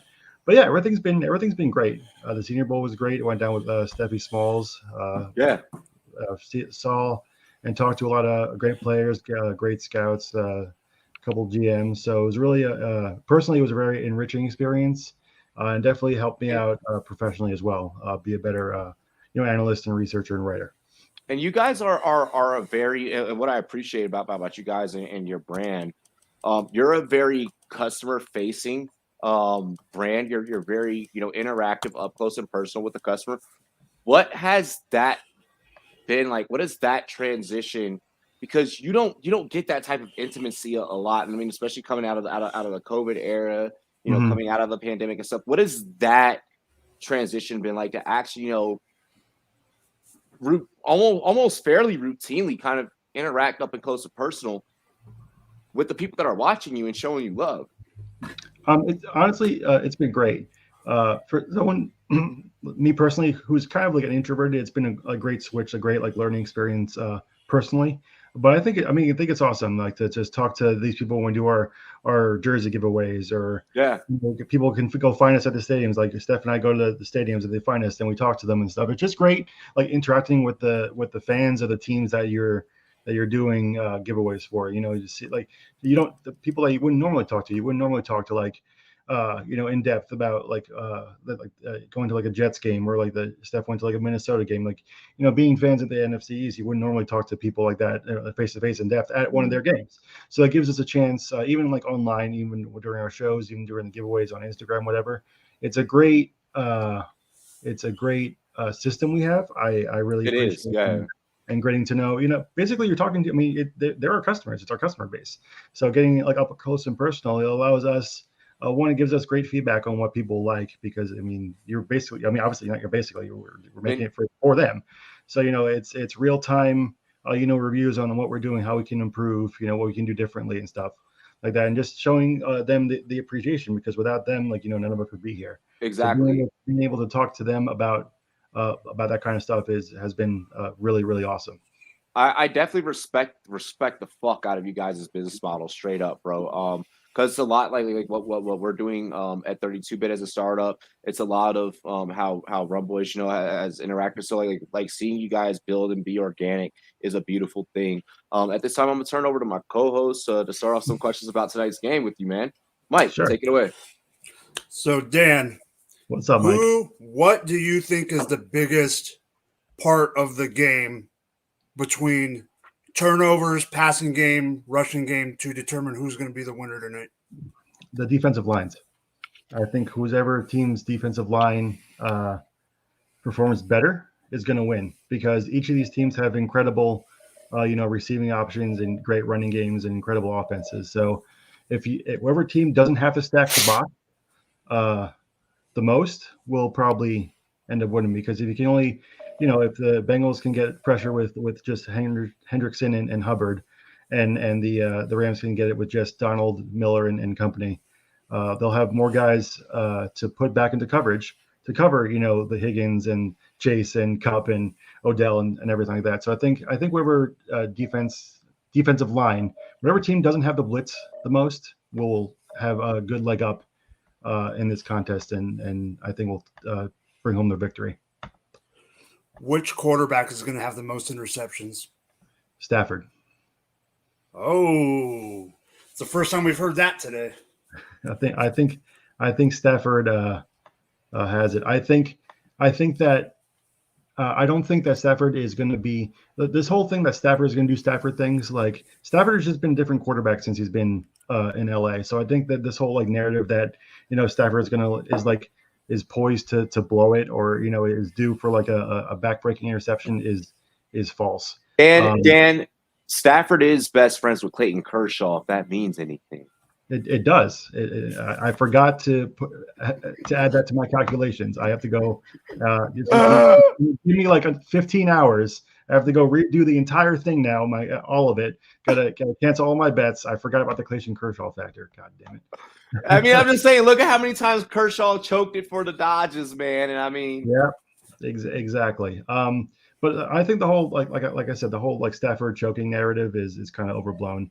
But saying that, I do think that the Bengals secondary is playing kind of above their heads right now. I think that Jalen Ramsey is the flashier name for the Rams, but after him, the Rams secondary is kind of weak. I think it's weaker than what the Bengals have.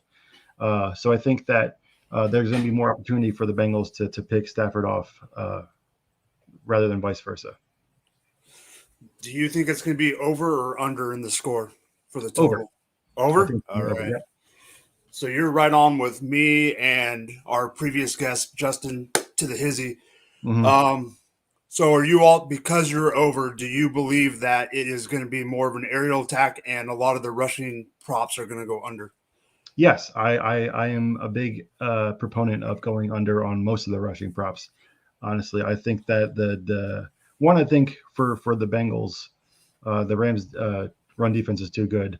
And two, there's going to be a point at some point in this game, whether it's in the first half or into the second half, where they're just going to have to throw to keep up. I think it's going to be a really high scoring game, and you can't fall behind too far against either team because they have so much aerial weaponry. And honestly, to not throw with the kind of weapons that they have is kind of just poor coaching. I'm we all expect them.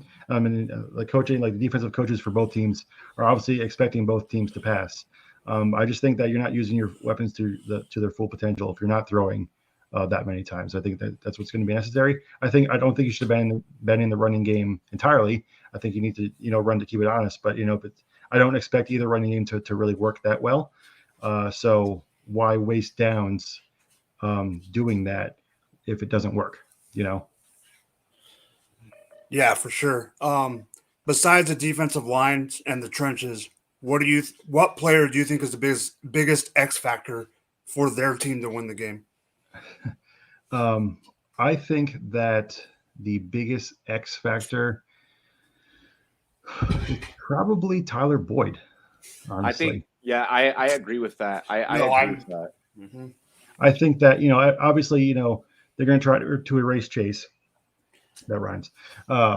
And they saw that Burrow was comfortable throwing to Higgins, but Boyd has been he's been a really solid receiver for most of the time there in Cincinnati. I think he's being overlooked a little bit.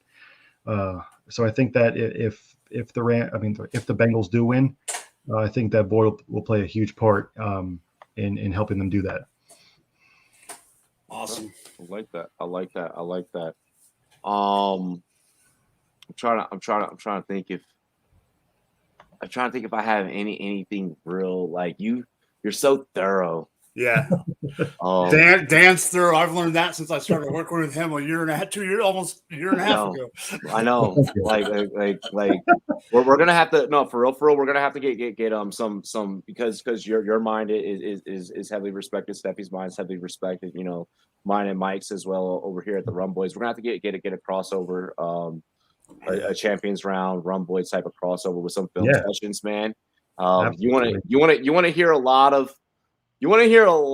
of nerdy people break down film and break down players. It's probably the thing, like, you know, it's us. Yeah, Mm-hmm. it's a nerd out. It would be a nerd out. 100%. What else do you have to add that you feel that many analysts aren't getting into when breaking down tonight's game? What is something that you feel like has kind of been maybe hit or miss, if you will, for a lot of folks out there? I think like to my first point, I think both defensive lines have been kind of overlooked a little bit. Defense in general has been overlooked in this game a bit, but obviously, I mean, that's obvious with the kind of like offensive weaponry both teams have. But I think the play of the secondaries and the defensive lines as like a kind of like a key to the game thing hasn't been talked about enough, in my opinion, on you know, determining who's going to be holding up the trophy at the end of the night. Okay. Are you over or under? Based off your analysis, I think I know where you're going. Oh, the score? Yeah. Over. Oh. Okay. Well, you completely fucking caught me off guard. Yeah. The way that you were breaking it down, I'm gonna be honest, it sounded like you were under better. No, I'm an over. Okay. I like it. Mike, anything else that you wish to add, my brother? No, the only thing we need to know before Dan leaves is who his actual pick is. Yeah. Yeah, I got the Bengals winning 31-30. I think they're gonna McPherson walk-off field goal to win the game. That's my call. Okay. I like it. Fuck yes. We got more Bengals love. Bengals love. Like I'm so pissed because like every outfit that I have, like even for my outfit change, like I'm looking over my outfits, I'm like, fuck, like my whole wardrobe is very LA for today's show. Mm-hmm. Damn. Me being an LA kid, like I feel like I'm fucking up. Like I know that I'm fucking up. Hey, I'm trying to be neutral as I can until I have to tell you who I got. I don't think that I have the balls to be neutral today. I'm trying. I straight up like I'm with Dan.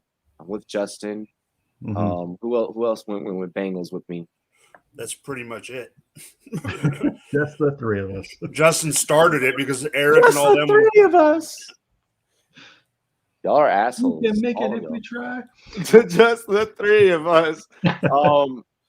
Dan, before we let you go, and before we get into your outro, you already get everything together for Kent. And I heard from a little birdie that you and I are going to begin organizing this celebrity analyst game thingy.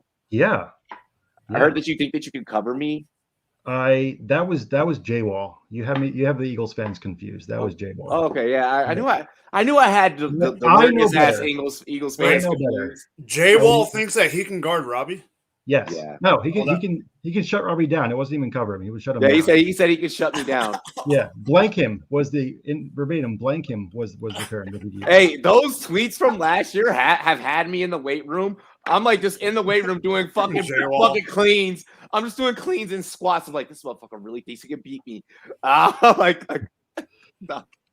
It's so bad right now. Okay. So are you planning on it? Like, what are your plans this year? You gonna be there? Are you not gonna be there? Are you ready to play? I want to be there. I do. It's actually like I have to choose. Like, it's not really. It's a tough choice because it's either go to the expo or go to the draft in Vegas.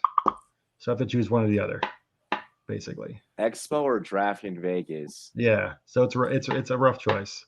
Get burnt by me. Hang with hookers. Listen. Yeah. I'm screwed either way. I'm kidding. Dan is not gonna go do that in Vegas. Yeah. No. Now get burnt by me. That was a possibility. Yeah. No, dude. Me personally, I would find a way to do both. Yeah, I'm trying. I'm trying to find a way to do both. Yeah. Definitely. But I know better to like one-on-one. Like you would destroy me. Like I know my skill set, and it is not covering fast people. So. Yeah, no, it's okay. Fast, tall, lanky. I know it's okay. Yeah. No, dude, no, for real, man. I'm excited. I hope that you are because everyone knows that like we're gonna try and plan this together. Yeah. I definitely want to do. If it came to one, I'd probably do the expo just because I live in Colorado, so for me, Vegas is right there. Yeah, it's down the street. Yeah. Yeah. To go and see my friends that I make work or I create content with and I work with, God damn it, words are getting hard. Then at least I said make 2 hours. work, okay. But yeah, I'd probably choose the expo. Yeah, that's the thing, and like with even with like the game that we're planning and stuff, like all the work we're gonna put in, I want to see everyone again. I want to see you guys, because we had such a great time. I want to see someone. I want to see someone reach for my damn shoelaces as they put their face in the dirt, in that Ohio dirt. The very first field that football was ever played on, ladies and gentlemen. Let's just make sure that we put that out there. No, I'm excited. Dan, thank you for your time. Thank you guys thank for you having for me your on. patience. Oh, of course. I love you both. Well, bro, we love you. We Very love much. you, man. Love you, Dan. Shots for Dan. We're doing shots for Dan. Mike. I'm gonna say it. If it wasn't for Dan, I would not be on this thing, because Dan's one of the guys that had my back from the start. I can't say that. I can't say that because I've been in the industry before. But you had my back from the start. I have other nice words to say. I have other nice. I feel like saying stuff like that, like that doesn't give people the credit they deserve. Like, you would have been here with or without me. I just helped. But you're good enough to be here without me. I appreciate that, Dan. And that's one thing I respect about you, Dan, is you've always been like, no, I'm good enough to be in this space. Like, big nuts on the table. What's up, bitch? Yeah, that's it. You gotta know, you gotta know your worth. You're definitely good enough to be here. 100%. I appreciate that. Talk dirty to me.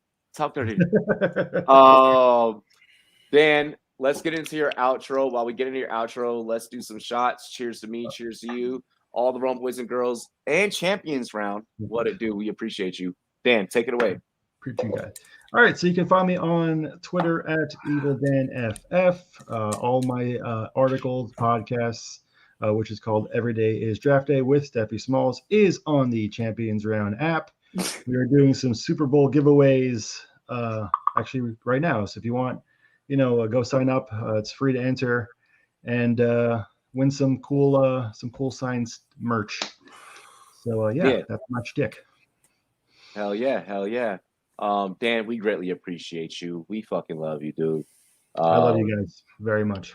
Hey, I hope that you enjoy the rest of your Super Bowl Sunday. Happy Super Bowl Sunday to you. Thank you. You too. You too. And hey, and whenever y'all need, an extra guest, we hit do. one of us up. We do. I'm hitting both of you up. We're actually funny enough. We're actually compiling for the off season a guest list. Well, hey, guess what? My books actually, as of 2 days ago, just opened. I just officially opened my books 2 days ago. Well, I haven't dropped the tweet. I haven't dropped the tweet yet because I know what's going to happen as soon as I drop the tweet. Oh yeah, you do. Yeah.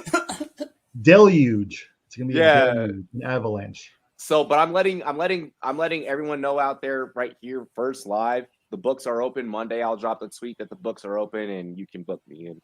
Right. No, I don't fucking charge for goddamn parents. That's weird. We are calling you now before the books open. Before the books. Yeah, you kind of have to. Dibs. Live. So Dibs doesn't get beat. You can't beat Dibs. Dan, we love you, bro. I hope that you have a great rest of your evening. Thanks, man. You guys too. Great show. Dilly, bro. See you guys. Hell yes. Mike, how are you feeling so far, man? Halfway through. I'm sitting here watching the network's pregame on the other side of this monitor, and I just saw Jalen Ramsey come in with some bling chain ice around his neck. I've seen Joe Burrow come in with this outfit that is only Big Joe Burrow. I mean, game's getting here, and I'm getting to the point where I'm almost not going to be able to hold in my picks and my full on whatever, but I love it. I love it. I fucking love it. And I will just say this. I love the love that we give everyone in our industry, but I love the shit talk. And the shit talk is not going to stop because the next guest, me and him, love to go back and forth.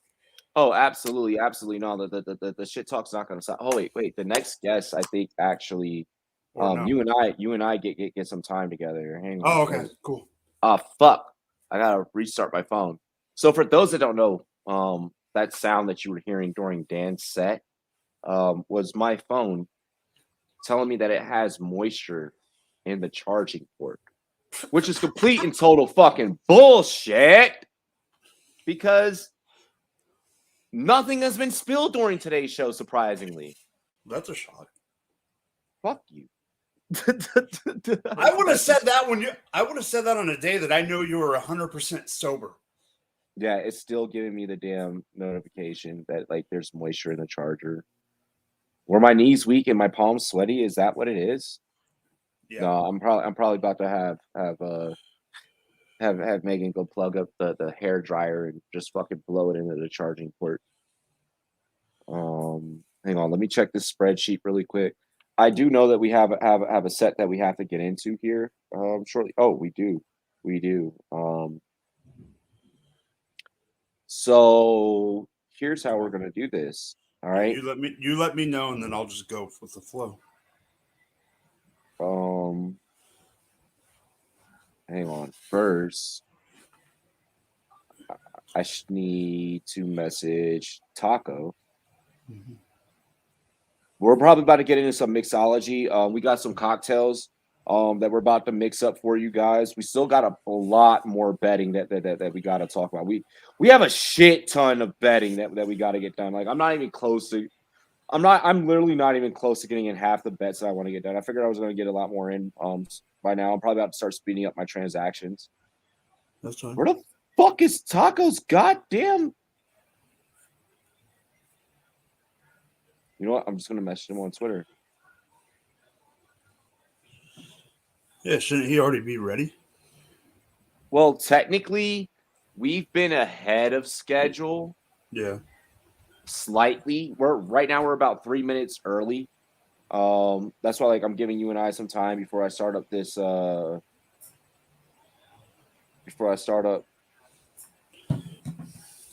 next segment. We got the homie Jay Bats. I'm about to text him, let him know that his segment's about to play. I don't know if he's still in the chat, if he still sees us or hears us. But I want to let him know that we're about to play his drinks. Hold up. Mike, you feeling good so far?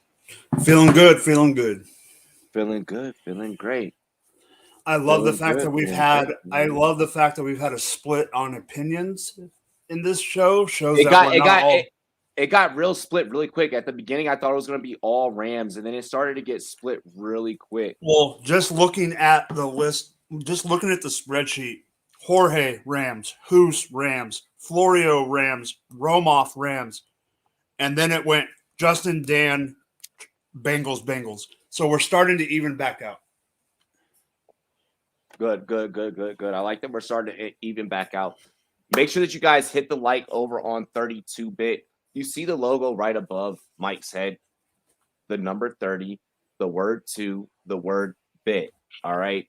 Go subscribe to our brother and sister channel. We've told you a lot about 32-bit throughout the first half of today's show. We still got more 32-bit talk coming up. We still have more Expo talk coming up. We have the leader of the Expo. We've had some decent guests come up today. NFL Network stopped by. That was it. We got the Expo stopping by later tonight. We already got through a live musical performance. Here in a minute, we're about to get into some drinks. We're about to get into mixing up some cocktails, okay? With the homie John B. This has been probably the most Rumboyz, most 32 shit ever. And if you're Rumboyz, you're 32. If you're 32, you're Rum. You know, it's a brother sister type of relationship, a brother type of relationship. Mike, so far, what has been your favorite prediction of the show, or your favorite part of the show today so far? What is your favorite part about today's show? Personally, having Florio and Huson. We talked about that before the show, but having Florio repping the Higgins jersey and at the same time saying that Stafford was going to win it was not what I was expecting. I was not ready for it, but it was the most Florio thing. I was like, yep. But even not game specific, my favorite part was hashing up with those two about the halftime show. So yeah, this halftime show talk is getting real crazy. We're going to get into the heads or tails talk here on the second half. And then we're going to get into after we get into the heads and tails talk, we're going to get into some Gatorade talk. We're going to bring on Taco. Let's get into our very first drink. All right. Our very, very first drink of the afternoon. Ladies and gentlemen, this is my brother, your brother, our brother. He's one of my co-hosts over on It's a Vibe, over on 32-Bit. You guys have seen him. He's an official Rumboy. Like he has a Rumboy. He has a Rumboy shirt and everything signed by me and shit and everything. Ladies and gentlemen, give it up. This is your Super Bowl lemonade with John B. Ladies and gentlemen, welcome into the Super Bowl halftime show. I'm your host, Johnny Batts. Let's make some drinks. We're sitting in my kitchen tonight, and I'm thinking, I got a couple people coming over. I got some friends. I want to impress them a little bit. It's Super Bowl. Everybody's dressed to the nines. Everybody's feeling good. But you got to get that extra special cocktail in you. It's easy to have beer. It's easy to have wine. Here's a couple little drinks that you probably have sitting around your house. You can whip up and really impress your friends. First one we're going to do is super simple because I like my drinks to be as easy as possible when you first start because then you can get a good buzz going. Really impress your guests later on. You're going to start with a chilled glass, fill it up with some ice. Like I said, this one's quick.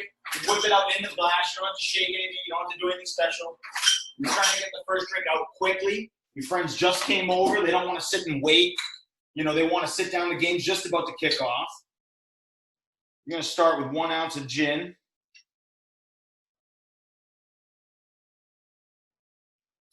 And then next, you're going to come over that with 1 ounce of Saint Germain.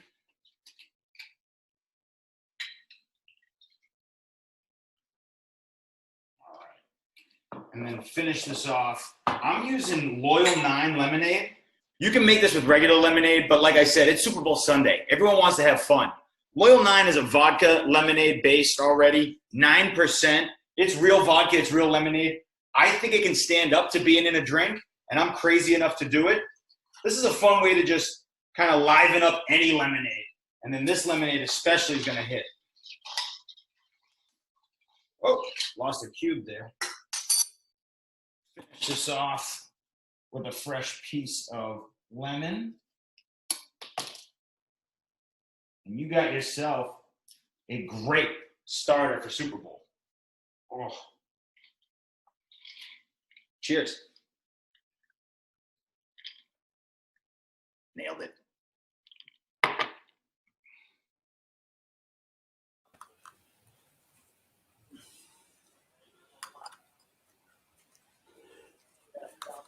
All right, so that was Jay Batts with his lemonade.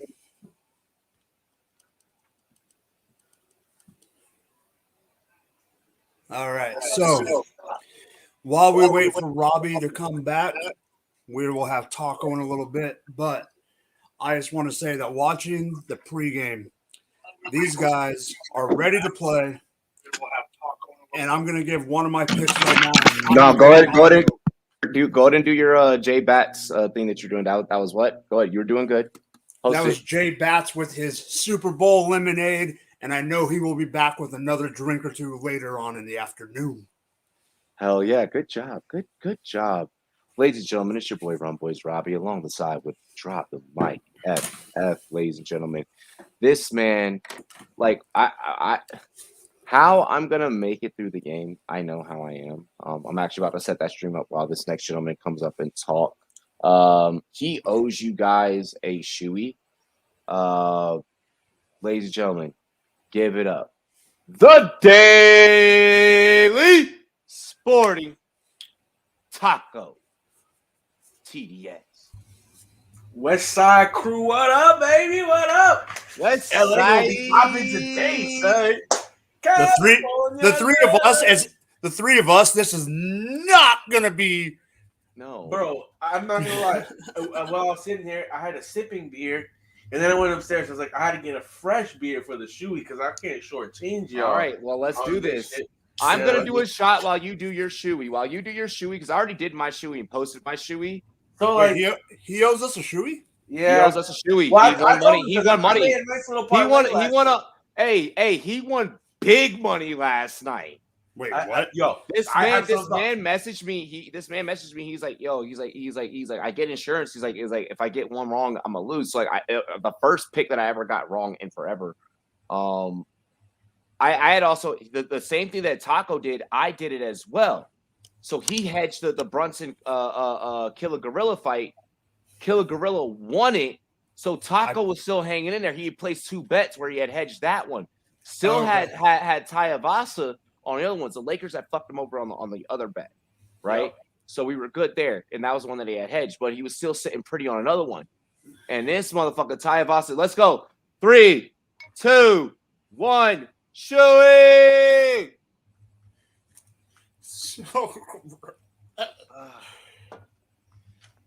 Do it. Oh, my hands are ruined. Dude, I did that shit. It's foamy. It gets foamy as fuck, dude. I knew I should have changed my pants. God damn it. Let's go. Sip that shit. Come on. Come on. He won you money, bro. He won you money. Let's go. Don't disrespect the shoey. He won me money and gave me laundry, baby. Now my shirt's wet. Hey, and you gotta do your set in those wet clothes. While you continue that shoey, Taco. Yes. How do you feel about tonight's game? Give us your breakdown. Give us your picks. Give us your score predictions. Let's talk some parlays. Well, I'm gonna build a taco parlay. While we're doing this. So, I actually did one parlay while I was waiting. So I did another crazy one. Robbie knows I do some wild shit with my parlays. Yeah, wild. So I took the under on the Hawks Celtics game at 208. Oh, what the fuck? Oh, we're doing this? And I hit on that already. I took the under on the Timberwolves and the Pacers game at 253.5. That one could be dicey. I took the under in the Rams and Bengals at 48.5. And I'm taking the Rams money line. $10 wins $99.67. So that one's a pretty decent one. I bet $13 on the first drive of the game being a punt. Oh. I have one crazy parlay. Okay. This one is $10 winning $2,875. What did you do? Yeah, you know me, I'm crazy. So I got Blanton over 25 receiving yards. I got CJ over 25 receiving yards. I got Odell Beckham over 40 receiving yards. Wait. Hang on, it's loading. All right, receiving yards, you're going to go Blanton over 25? Yep. Okay. I got Uzuma over 25 receiving. I got Odell Beckham over 40 receiving. I got T. Higgins over 40 receiving. Hang on. I got Matt Stafford throwing for over 225 yards. You got Uzuma over 20 receiving? Over 25, yep. Oh, over 25? Okay, I can only get him at 20. All right, over 19.5. All right, so I got Blanton, I got Uzma. What's after that? I got Beckham at plus 40 yards. 40 yards. 40. I got Higgins also at 40 yards plus. I got Matt Stafford throwing over 225 yards. All right, you got Higgins over. All right, and then you got Stafford passing over. I have him over 225. Over 225. I have Joe Burrow also over 225 passing. I have Cam Akers under 61.5 rushing. I got Joe Burrow under 11.5 rushing. I got Jamar Chase over 3.5 rushing. You got Joe Burrow under what rushing? Under 11.5.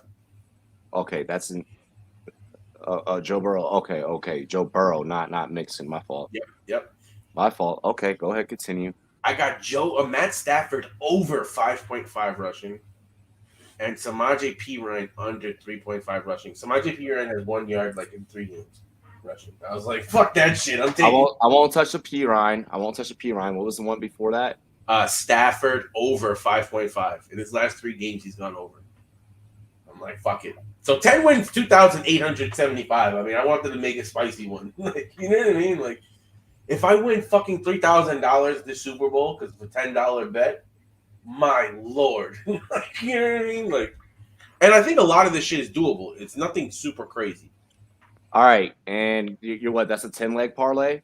And then I also have Rams money line, and then alternate total points under. That's a 10-leg parlay that you did. It is 1, 2, 3, 4, 5, 6, 7, 8, 9, 10, 11, 12, 13. 13 leg. Goddamn. All right, I'm gonna do 9 out of that. All right, at plus 55. All right, so I'll take the Stafford at 6+ rushing yards. All right, because I'm playing on FanDuel, right? Yep. Or I'm playing. I did another one that might be. I'm playing on DraftKings. So I got one that might be more up your alley. I took Cooper Kupp under 105. No. Cam Akers under 61. Blanton plus 25. Uzma plus 25. Beckham plus 40. Boyd plus 25. Rams minus 4.5. And the over at 37.5. 10 wins, 518. Okay. So I'm going to go Matt Stafford to rush for 6+. I like that. Joe Burrow to rush to rush under 21+. Yeah, I like that too. To rush for 21+. I'm sorry, to rush for 21+. Ooh. Cam Akers at 89.5. Here, I'm actually going to adjust the Joe Burrow joint really quick. You know that Darrell Henderson is active for this game. I'm gonna take Joe Burrow at 15+. I'm trying to smash as many unders. I'm taking Kendall Blanton over 24.5. CJ Uzma over 19.5. Yeah. Odell Beckham over 49.5. Yeah. T. Higgins over 59.5. Matt Stafford over 249.5. Joe Burrow over 229.5. Cam Akers under 89.5. That sounds like a sexy one. For plus 3K. Yeah. That's fucking that's a beautiful bet. Like that's a bet where you have a little fun. Like if you lose, it's whatever, but if you win, you're like best Super Bowl ever. Exactly. Yeah. If I win that, it's like less than the price of an overpriced drink at the bar. I'm gonna have some sex tonight. I'm gonna get some sex tonight. Yeah. Yeah. I got another one too. I got Blanton over 25. Yo, if Blanton doesn't hit over 25, I'm gonna fucking lose almost everything. I got Cup plus 50. Chase. So if you're ready, you have the link. Wait. Oh shit. God damn it. Did I not send Bo the link? Bobo. Don't do that. Don't do that. Don't laugh at me. Man, listen, mistakes happen in life. She said mistakes. Yeah, mistakes happen in life. Hurt my feelings. Like, yo, you know what's the mistake I made betting on those fucking Lakers, those pieces of shit. Oh my god! Not have betted on the Lakers. That's shouldn't have bet on them. That's your fault, bro. You know what it was? It was close to the end of the game. They had started to take the lead. It was like a 5-point game. Bron had just passed Kareem. I was sitting there. I was like, I felt the force on that one. Like Bron is gonna do some magical shit to make sure he fucking hits. Yeah, the Jamar Chase prop at 3.5 I think is interesting because I was looking at his stats and like he hasn't hit. I don't think he's hit over that yet. Rushing. He had in the first playoff game. He had 23. Everyone wants me to take the fucking rushing on Jamar Chase. What the fuck is going on?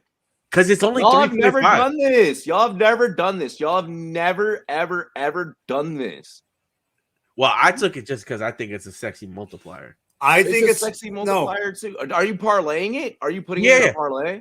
Yeah, I did it in a parlay. Robbie, Man, let me fucking Robbie, Venmo this that is shit. Robbie. What's This is up? why I think people are doing this. This is why I think this is popular. It's because Is it Debo an has, SGP thing?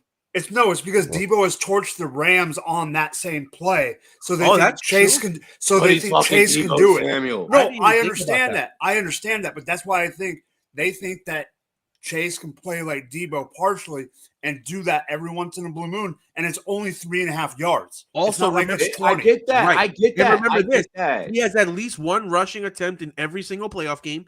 In the first playoff game, he had over 23 yards rushing, and the last two, he had 2 yards and 3 yards. And So let it's me- not like he's been far off in any of the playoff games so far. Let me fucking see if I can. At 3.5, that's kind of like, and Samaje Perine has not hit fucking like more than 3 yards ever this postseason. So I'm like, Hold I'm up. risking it for the biscuit. Although I don't put that one into too many because that's a risky one. Like all Mixon needs to do is fucking get a little. I can hamstring. only play it as a single. Really. Yeah. Back. I try and parlay it with some other shit, and it's like it's being a whore. Let's see. I think that this Pacers and fucking Timberwolves game has me on fucking edge right now. Cause like the over under has That's stayed your dumbass for betting basketball on a Super Bowl Sunday. I'm 1 point above, so I'm good so far. Like if they could just slow down a little bit, I'll be happy. I don't know why we're friends. Bro, that's gonna fucking pay $100 for 10. I like that. All right, so really quick, before we bring on our next guest, Taco is that gambling friend because like you gamble with Taco because it's fun, right?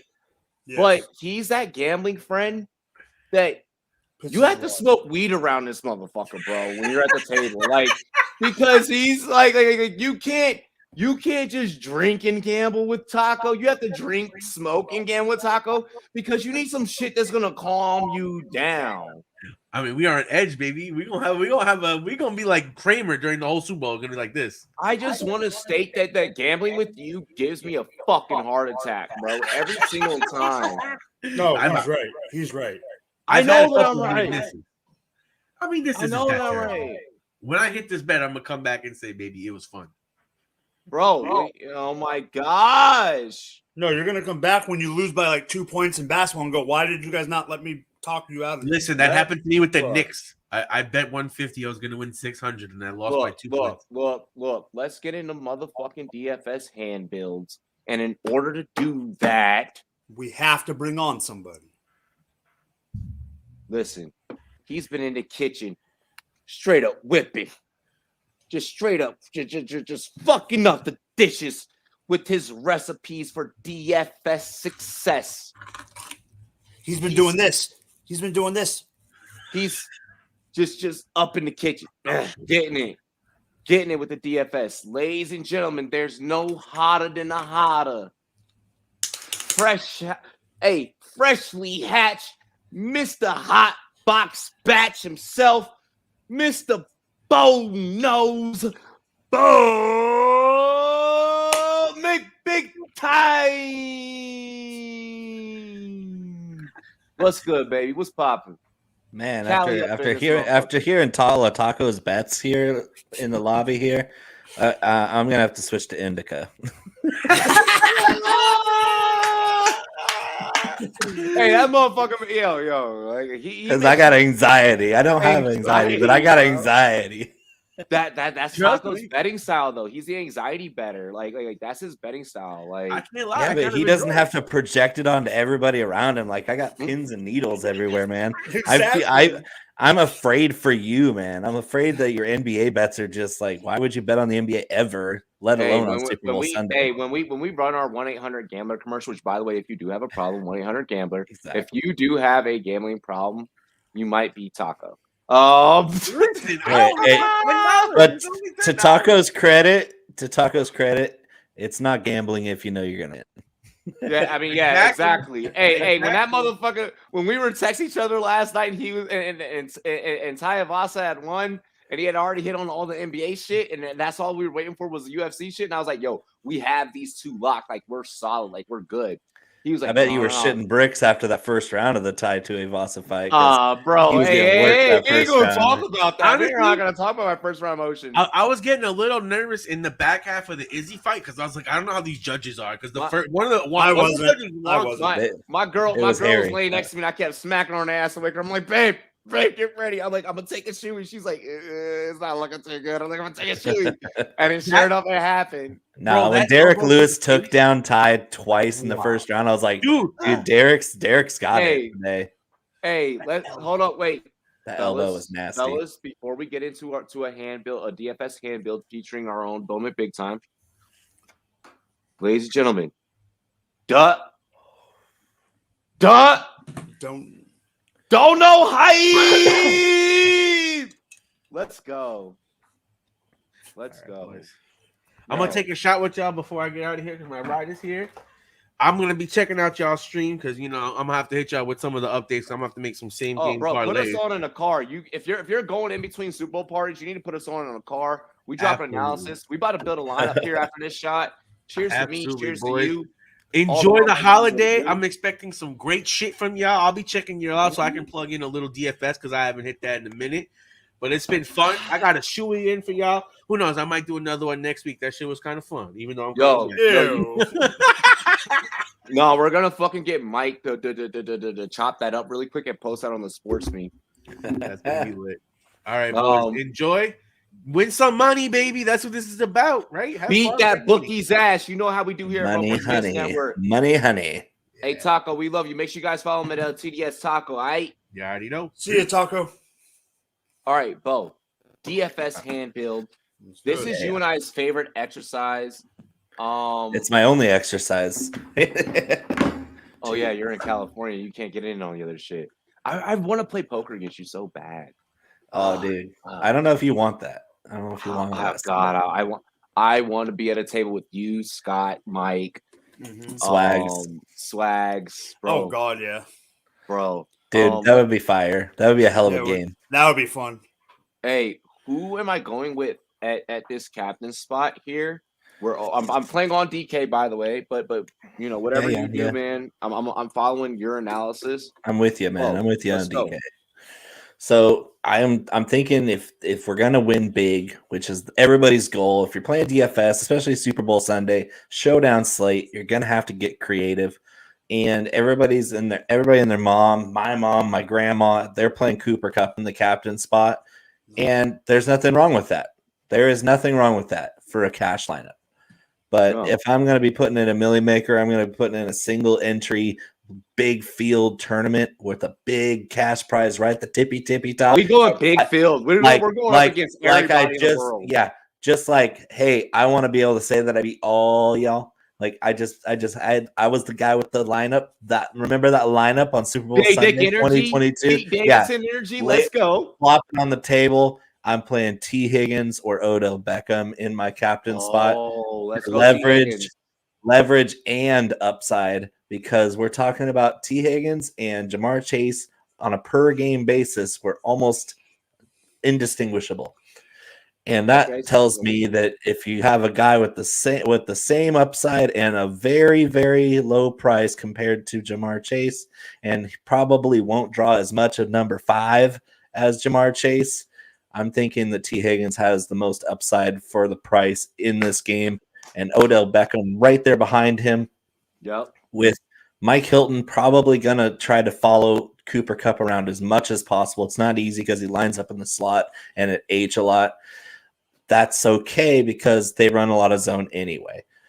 If you're looking at the Rams defense, I'm thinking Darius Williams. Whoever Darius Williams is lined up against, that's who I want to attack, and that's probably going to be T. Higgins. Whoever lines up against Eli Apple for the Rams is the guy I want to attack, and that's going to be Odell Beckham because Eli already called him out. So hey boy, I want your LSU ass in front of me every play, and he doesn't want that smoke because OBJ is going to roast him. Are we gonna go? So what we can do here, right? Okay. Yeah. T. Higgins is just a smidge cheaper than Odell. We can go T. Higgins. We can go Odell. What QB do we need to pair these two with? Is there Is there a preference? Is this an invest in both? How do you play this? I feel like personally, Evan McPherson has to be in this at some point. Does he though? I mean, yeah, he's got the floor. We know he's going to kick 2 to 3 field goals, and one of them's going to be an absolute bomb from 50 plus. The dude's going to call his shot. But if I'm in this kind of tournament, I'm not thinking he's going to score more than 15 to 20. And I want all of my guys to score 15, 20 plus. All 6. 6 for 6. Got to be perfect. Got to be optimal. upside. You're building for optimal. Yeah. I'm building for optimal. And yeah, if I'm playing against my buddies and I want to be a little safer because I don't need to go crazy and different, I'll play Evan McPherson. Oh, wait, no. Oh, shit. That was a question attached to that Don't Know Hype. Oh, fuck. Hey, that's okay. Robbie, Yeah. do you like Burrow over 11 rushing yards? Yes. Yes. And Stafford longest completion over 39. Yes. Yes. Yes. Yes. Yes. I'm sorry. Continue. Hey, I can play player props too. And in California, we just don't have the wagering. So basically, the receivers I'm looking at, if I'm telling a story that it's gonna be a high scoring game, I'm picturing the Rams getting out in front, maybe or maybe not with the running game, and then the Bengals coming back with the passing game. So I'm thinking in that narrative of the high scoring game is I want Joe Burrow. Okay. If I'm thinking it's going to be a closer game, closer to the vest, a little bit more sloppy, defensive struggle, then I probably want Stafford because he's going to have more potential to make those spring plays. Like I really do think Jalen Ramsey's going to lock up on Chase. Burrow saves us the money, and personally, welcome to the jungle. Like I'm being for real. Shut up, knees. If Guns I and can Roses save up in money, here. if I can save money, and if my belief personally is correct about this game from a DFS standpoint, I am gonna go because we're already gonna go Higgins. We're gonna go Beckham because of what you said. You know, you're like, yo, it's a split decision. I'm like, let me pile on those two. That's the way I'm thinking. If I'm hearing your analysis, right? If I'm picking up what you're spitting, that's what I'm gonna do. So then I'm gonna go Burrow, right? Because now I'm also saving money because now we're thinking Robbie and Bo together, right? Yep. I'm with you here. Mike, I'm looking at a 4x2. I'm looking at a 4x2 with Burrow and 3 Bengals, and then 2 high upside Rams that could or could not include Cup. I want Beckham as one of them, and then I can go with Blanton or I can go with Cup. I can go with anybody I want on that side. See, we have Odell. Go ahead, Mike. I got one question for Bo. Would you consider Boyd at captain? Yeah. The price is right. He's only 800 more than Kendall Blanton is. We're gonna do those in crunch time builds. Yeah, it comes down to Tyler Boyd is not necessarily the third best receiver. He's cumulatively, yes, he's the third best receiver on the team, but on week to week basis, he could be the one, and he could be the one in this game. Right now, we have Higgins, we have Beckham, we have Burrow, we have 3 more slots to fill. Yep. We know I want to put McPherson in. I'm gonna see if we can save that. I want to see what Bo's going to say because I want to build it. If you guys notice, I'm building parlays and I'm doing shit based off of what our guest analysis are saying. You know, so if we go off of these 3, what is your next 3 picks here? I like your Blanton call out. I like Blanton. I like Tyler Boyd, and that's kind of what I've been doing and building around is fading the top 2 receivers, but going heavy receiver. Bro. Think about that. Like, hey, all these receivers in this game have talent. I'm so mad at you. 2 great receivers on the Rams, 3 great receivers on the Bengals, 2 very talented downfield passing quarterbacks. But what if it's not Cup? What if it's not Chase? They're still going to get theirs. Mike, you see what Bo just did? Leverage, baby, leverage. No, he left me with the final decision. And he knows what I want to go. McPherson. 9,600 is what I'm staring down a barrel of, and I just want to. I could go Van Jefferson. I could do these. I want to go McPherson. God, I want to go McPherson. I want to believe my heart. I'm believing my heart. He might be the first. He might be the first kicker to win the Super Bowl MVP. He might Robbie, be. He has that potential.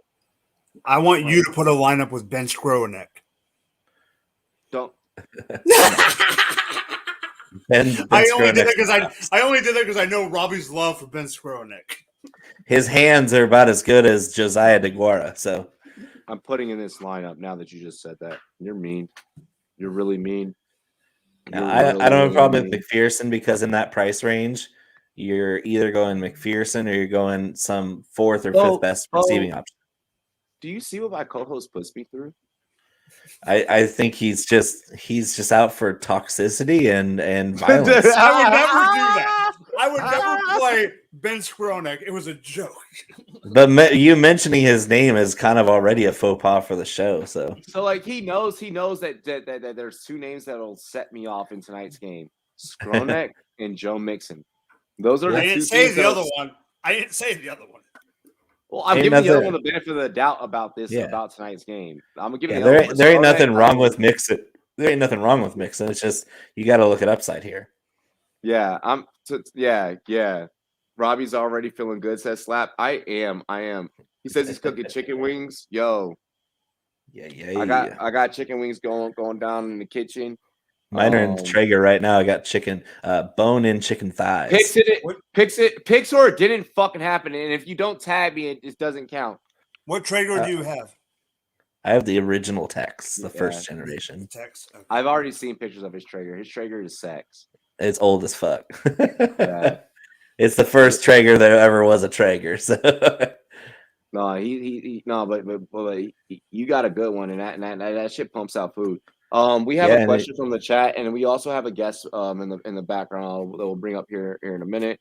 I see you, homie. I see you in the green room. Hey, why are you in the green room?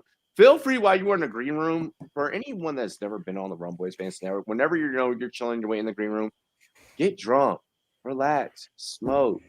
Yeah, I got to shout out the beer I'm drinking before I head out of here. This is please. Farmers Brewing Company in Princeton, California, which, as you probably would surmise from me drinking it, is a NorCal beer. You might know that Sierra Nevada Brewing Company is the most famous NorCal brewing company in the world. There's also Deschutes Brewery. There's also Lagunitas Brewery. NorCal's pretty much shit.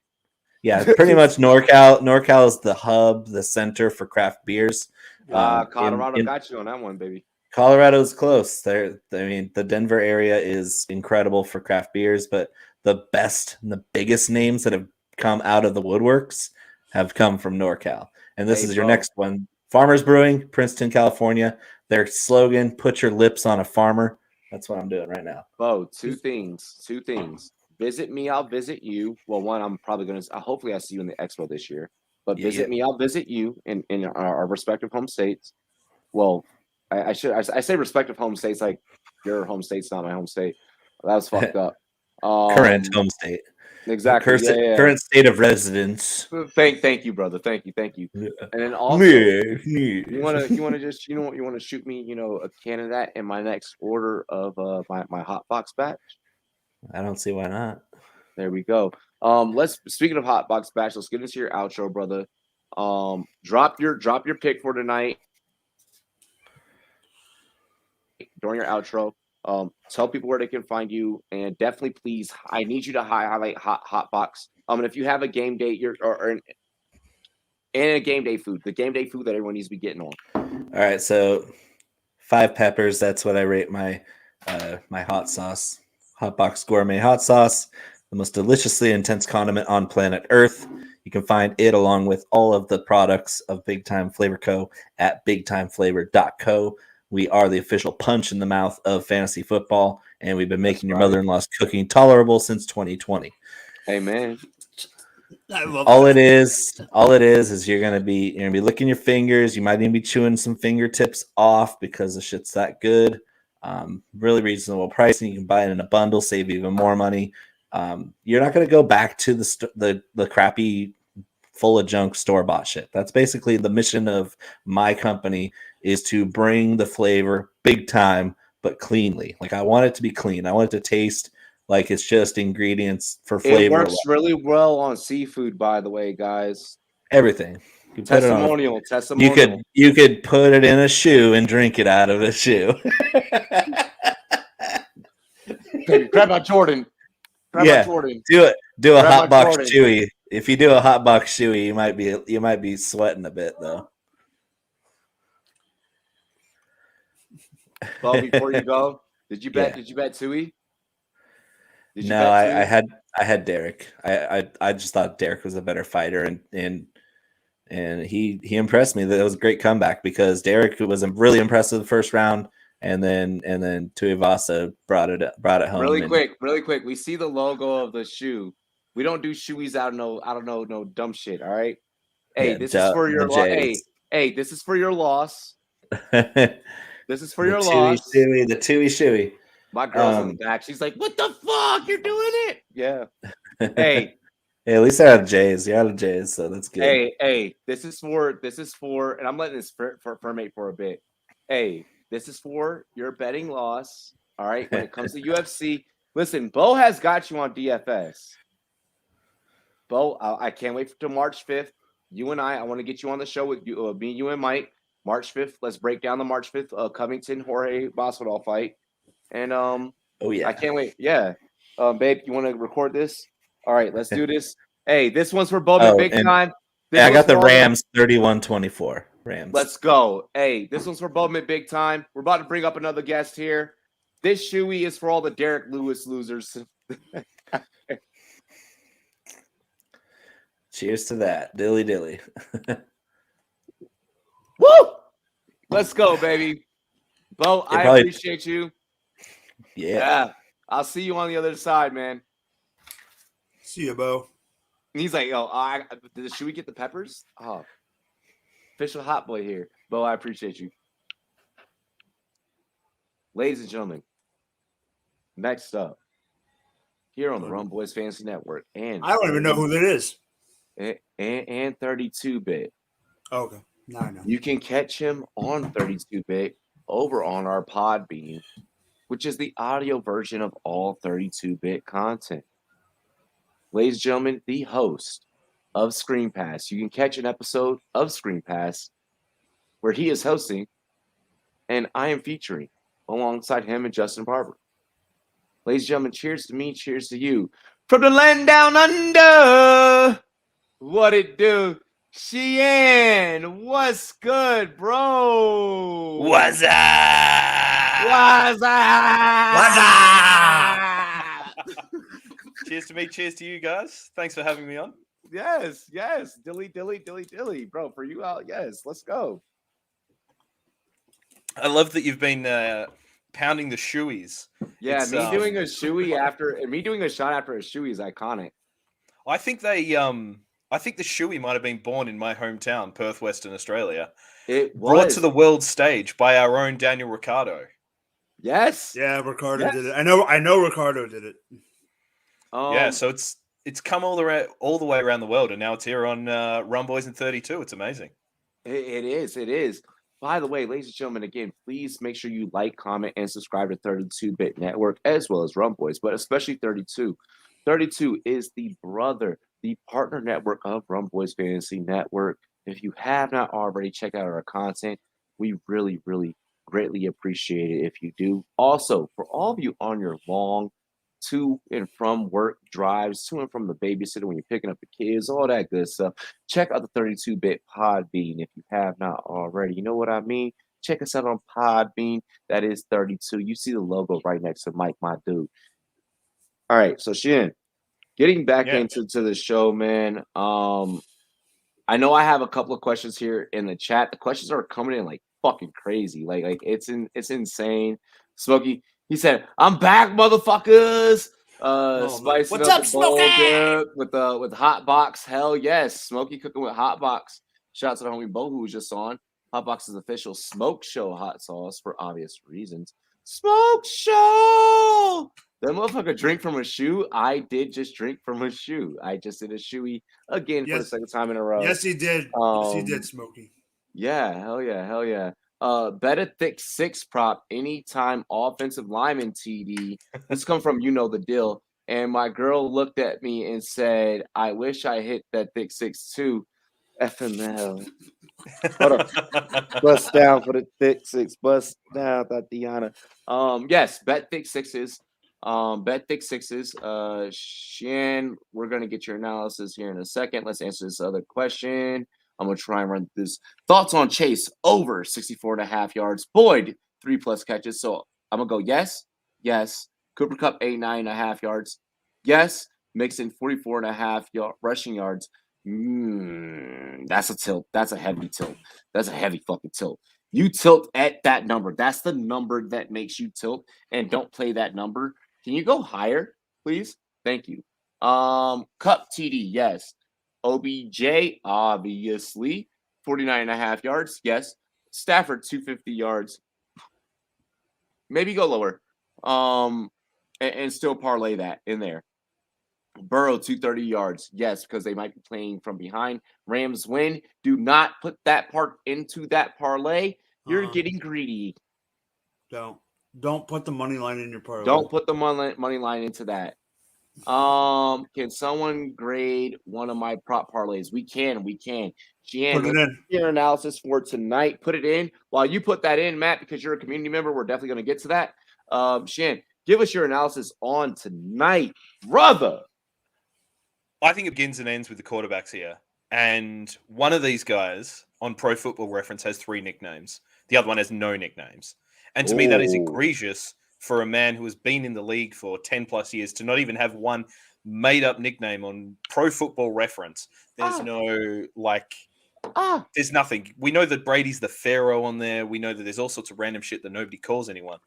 Matty Stafford has nothing. And to me, that is an egregious mistake. You cannot have a quarterback winning the Super Bowl without a nickname on their Pro Football Reference profile. So I am here to try and I have 2 suggestions. They being one of them being Mighty Matt Stafford if he wins tonight. Because Mighty Matt Stafford. You did not go at Mighty Joe Young. You said Mighty Matt Padford Stafford. Okay. I like it. Or the other one is Ramrod, which, I wanted to it's a bit like, was it Super Troopers? Say Car Ramrod. Just say it. Say it, and then eventually it'll catch on. Ramrod. I don't really like either of them, if I'm going to be totally honest. But there's got to be something better than just absolutely nothing. So, as far as I'm concerned, before we get into that, I'm not going to give my pick yet. I'll give that at the end. But that's just egregious. Unless you're going for like Hollywood Matt or like you call him, I looked up nicknames for him on Reddit. They were like Fat Stafford, Fat Stafford. It feels, he's just got a big head. If anything, maybe Big Head Matt could be the way we go. But I think he does have a big head in that interview. That Zoom interview between him and Big Joe Shiesty. He does have a big head compared to Joe Shiesty. I think he's just got a big head in general. You wouldn't even know that he's wearing a helmet most of the time. Just the head with the face mask. All right. Matt says, Sheehan, I've never seen you before, but but you absolutely rock that man bun, bro. That is hype. Frat Stafford all the fucking way, he says, Matt. I love it. And you know what? Just for that, your prop bets or your parlays, 10 out of 10. I have absolutely no qualms saying that. I was looking at gambling earlier in the week, and it appears as though over here you can't bet on the first songs of the halftime show. You could earlier in the week. What are we thinking there? So for the first halftime song that comes out and gets performed, I'm thinking "Ain't Nothing But a G Thing." Hold on, Matt. Or Mike, let me do this. Hold on, really quick. Go, you got it. Go. 1, 2, 3 into the 4. Snoop Doggy Dogg and Dr. Dre is at your door, ready to break the sisters and then back on up, cause we ready gonna switch it up. Give it the microphone first, so I'm gonna bust like a bubble. Death Row in Long Beach, and this bitch, it's trouble. Ain't nothing but a G thing, baby. Too doped out, going crazy. Yo, let's go! I'm ready for the night.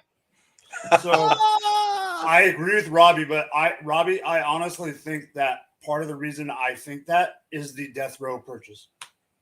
I do too. I do too, and it's gonna be interesting as hell. Interessante. What the? Oh my gosh!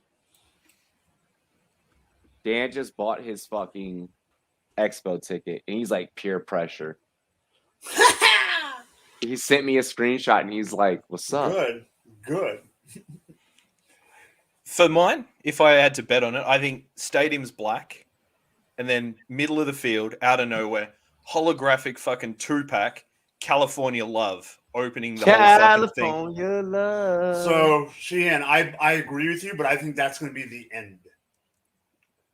I feel like that's like the big starting point. I think it's either that or maybe because it's kind of a slow burner right at the start and you can build it up with the long intro, lose yourself, and then out into like all the actual like bigger stuff. But who's to say? I can't even bet on it. But you could get 11-1 on lose yourself earlier in the week, which I thought was pretty good money. Yeah. Another couple of prop bets I was looking at while you were all talking before. I'm backing Samaje Perine with every single over that he has available to him today. Because they're all low. they're all low, and if he does anything, they're going to pay off. Mm-hmm. I think his rush is like 3.5, receiving 10.5. We saw what he did with that screen pass in the against the Chiefs. Like, you know, I got to support the screen pass. It's the brand. Oh, I see what you did there. I got to support the screen pass. It goes with the brand. I like what you did there.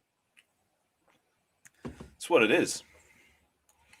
That's what it is. Well, no, bro. I'm sorry. Really quick. I'm like.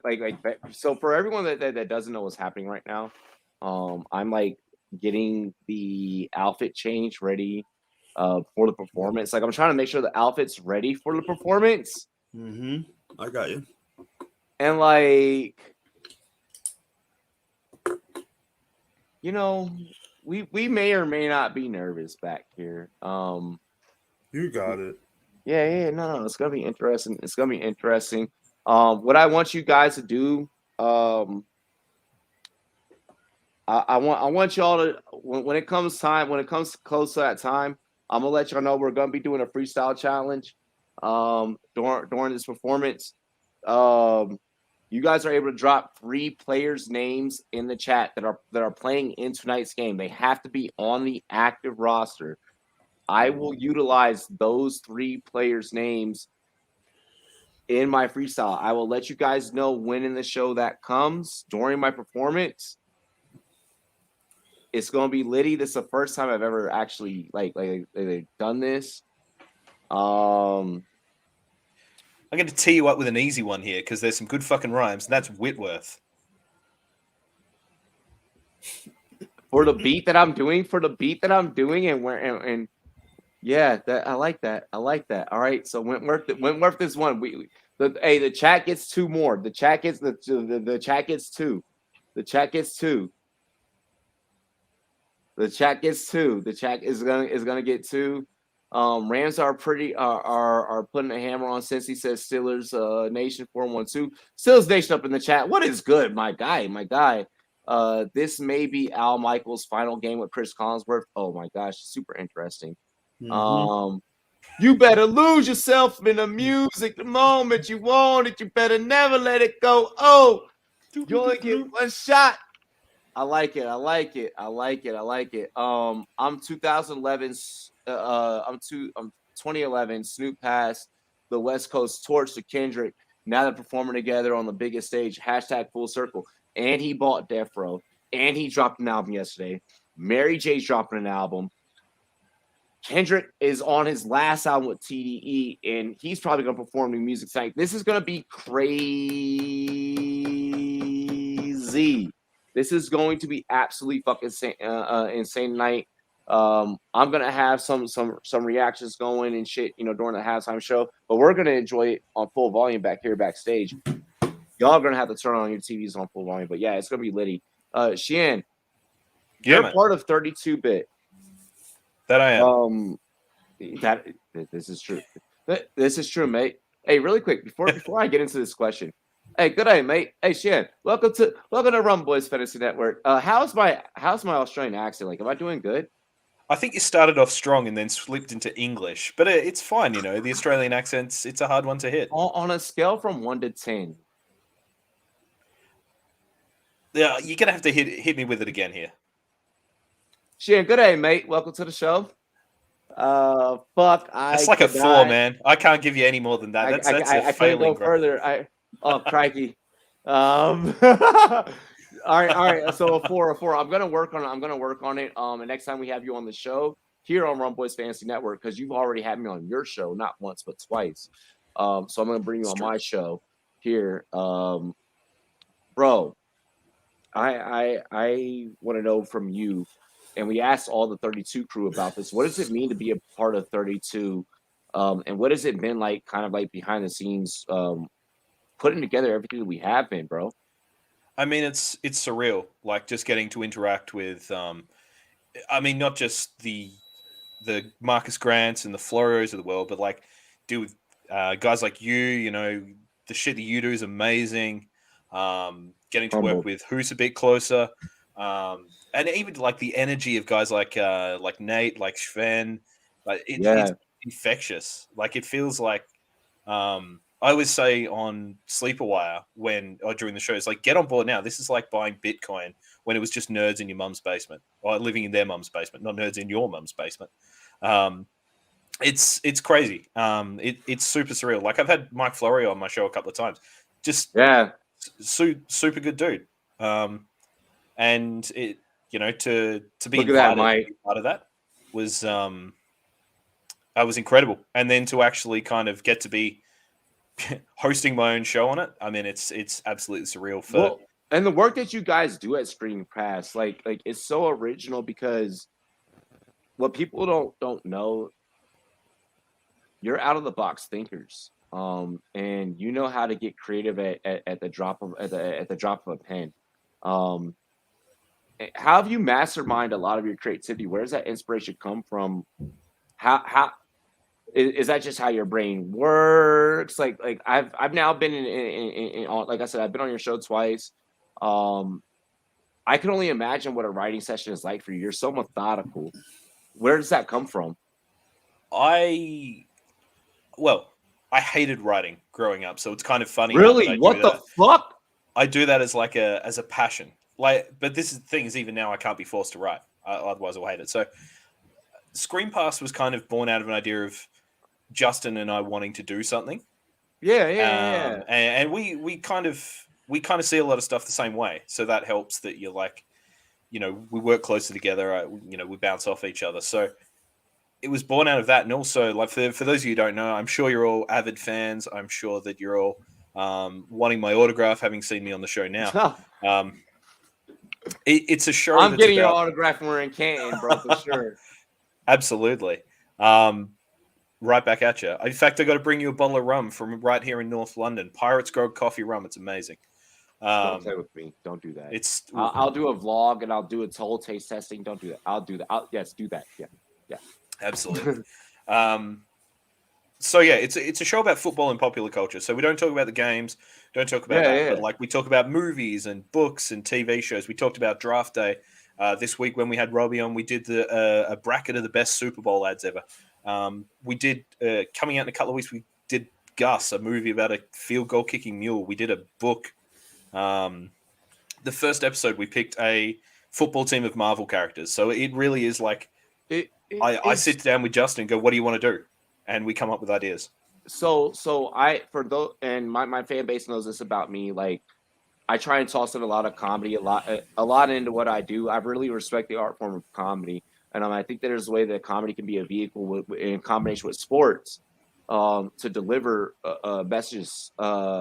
Being on episodes with you, you're a funny guy, and you have good material. Are you writing that material, or is that material that's just happening during the show?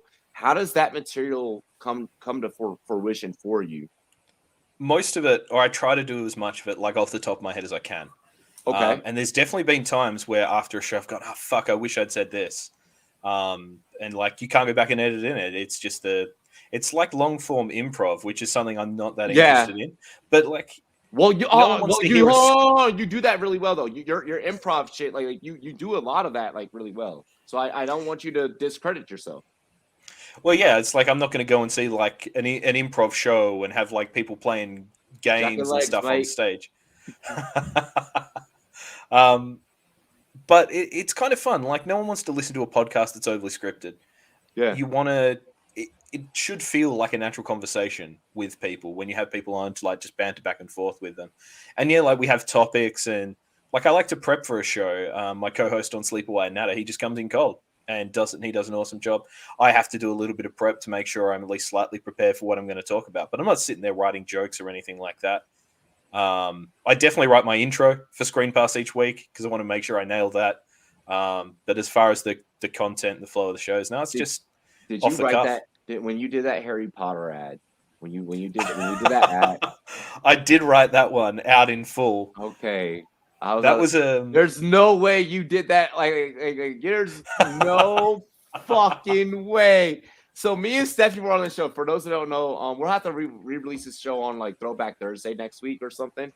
For those that don't know, Steph and I were on the show together. Like it was like the very first time, and Shanny does his ad read, and he starts going into like Harry Potter and like does like the different characters and like does like the voices and the shit.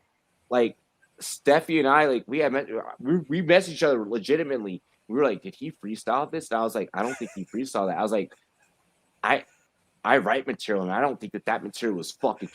There's no way. I was like, there's no fucking way. I was like, but you did it, but you said it, and you did it as if it was freestyle. And I was like, you did not just do a fucking fantasy football ad as Harry Potter. Like, what the fuck, bro? Yeah, that was written down. I'm looking forward to because they're all live. I did a different one each week as the live ad read for Draft Night Out. So like that was one of the big parts because last year was the first time I'd ever done any podcasting. So I was like, this is the first part of the show I can kind of make my own. So I was doing the live reads and kind of having a bit of fun with it. We did one that was like a parody of the football voiceover guy. It's the game they love to play.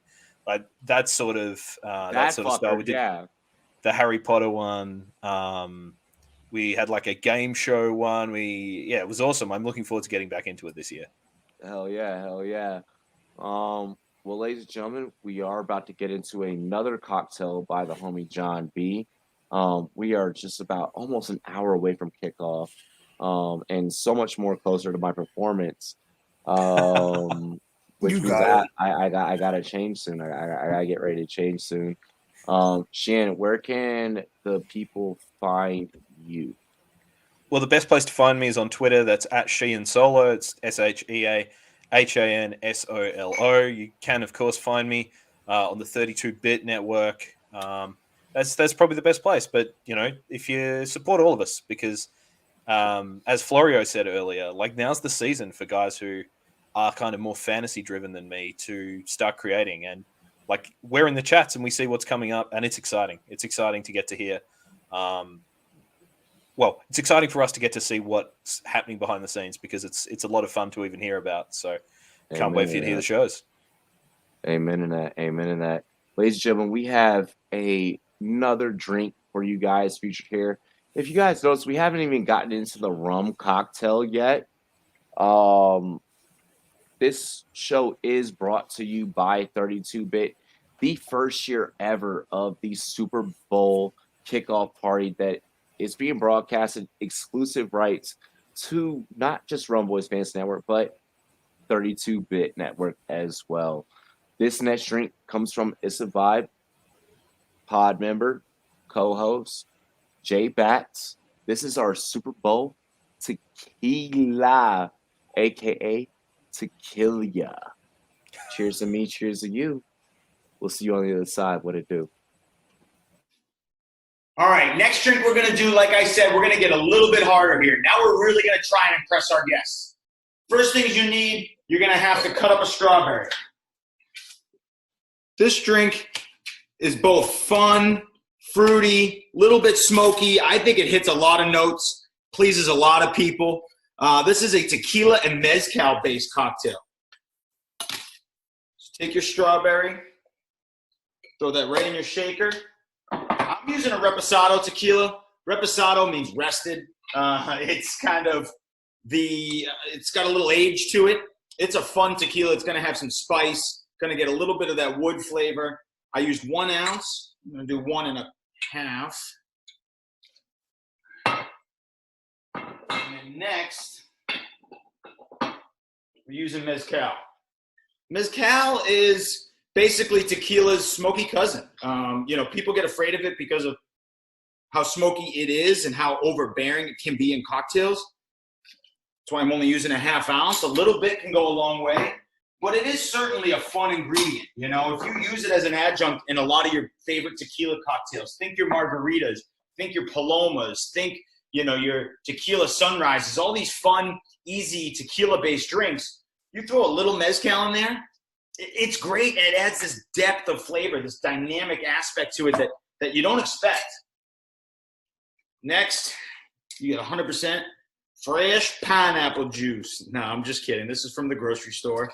I wish it was fresh. I mean, anytime you can, you always try and do fresh. But pineapple juice is one of those difficult ones, and it's always easier. Just get 100% no sugar added. Make sure it's no sugar added, because if you get the sugar ones, it can really throw the balance of your cocktails off. You want to be able to control the sugar that goes into it. The last ingredient you really need, agave nectar. 1/2 ounce of agave nectar. Now that, to me, that drink is done. You can shake that up, serve it, and anyone would be happy. But I'm going to go even crazier, and I think you should too, with a little pinch of cilantro. We happen to have some cilantro in the house, and I love the way cilantro tastes in all tequila cocktails. So 1 little pinch of cilantro, throw that in.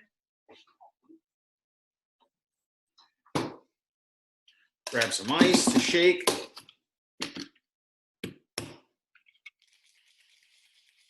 Take away.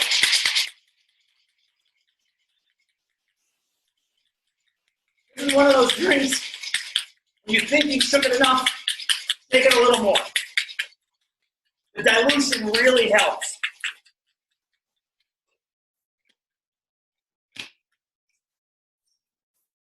Pineapple juice gets it super foamy, super frothy.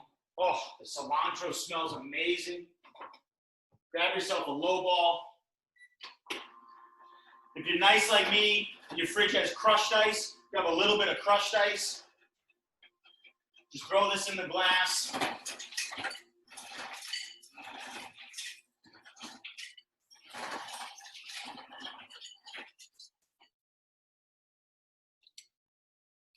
Strain. Oh, beautiful. A little bit of that dirty ice, so you get all that cilantro, a little bit of those strawberry chunks, and you got yourself a nice, refreshing cocktail. Go great with nachos, tacos. You're sitting there watching the game, eating nachos. You're telling me you don't want to sip on one of these? You're out of your goddamn mind.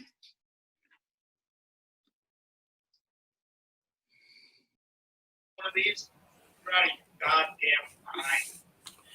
No, John, you were out of your goddamn mind with that damn cocktail. That was Johnny B again with his second cocktail, some tequila, some cilantro, and some diced strawberry.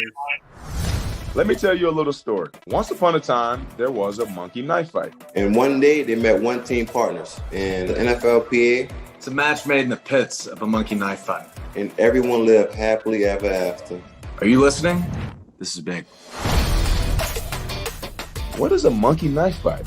You know, it's thing monkeys, knives, you get it. Fantasy sports is monkey knife fight. And monkey knife fight is fantasy sports. Monkey Knife Fight is daily fantasy. Monkey Knife Fight in the house. I am Monkey Knife Fight. You are Monkey Knife Fight. We are all Monkey Knife Fight. Monkey Knife Fight. You have the NFLPA behind the company. It's exciting for me to be a part of fantasy sports. When I think of fantasy sports, I think of beating all my buddies year in and year out and being able to brag about it. We're not just partners in it. We're owners. and it feels awesome to be an owner. I challenge you to a monkey knife fight. We've been saving you a seat at the table, Monkey Knife Fight. Welcome to the One Team and NFLPA family. Monkey knife fight. Welcome to the family, Monkey Knife Fight. Welcome to the game, Monkey Knife Fight. Monkey Knife Fight! I challenge you to a monkey knife fight. Monkey Knife Fight! Monkey knife fight, monkey knife fight, monkey knife fight, monkey knife.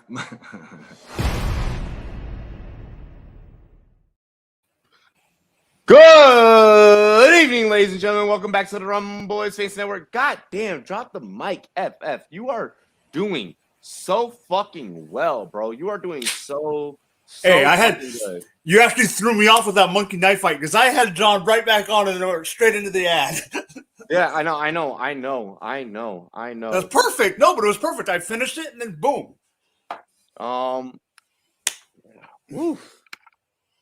Had just change outfits really quick. I still gotta fucking build a stream. Woof. All right, I need to get these get this beat together. So I'm really gonna do this for you guys. And so just in case Matt didn't see it in this comment, Matt, the graphic that I'm using in my green screen, I made that one. That's one of the ones that my new graphics. So I just decided to try it out.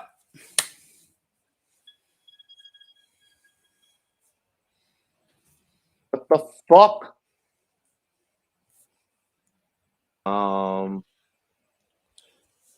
All right, just give me let's see here. We still have one more what do we got going on? One more guest. Hang on. We still have one more guest. Right now I'm about to check my sound. So I'm gonna mute myself really fast. Just I got something I want to bring up. So go ahead. So I am on the Sleeper app, and they have their new little betting thing, and I was building one on a little bit ago. So I am going to do this live. Samaje Perine over 3.5 yards rushing. I'm going Odell Beckham over 63.5 yards. I am going to go Joe Burrow over 276 yards. And that's at 5x. Chat, should I throw in Tyler Boyd at 43.5 yards or keep it at what I got? That's a question I have for the chat.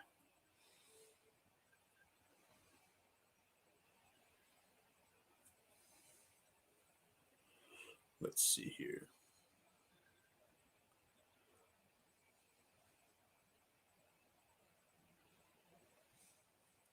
What's up, MJ? Who else we still got on here? Boyd under 43. Okay. See, I might just leave it off because I can go 5x with the 3 that I got now with Perine over 3.5.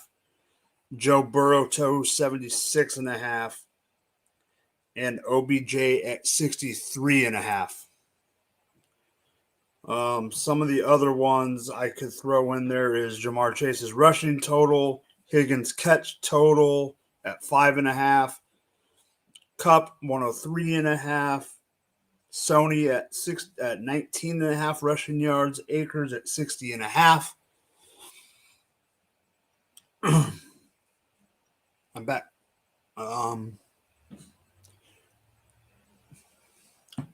Yeah, I know he hasn't got 43 yet. The reason I was thinking otherwise is for them to win.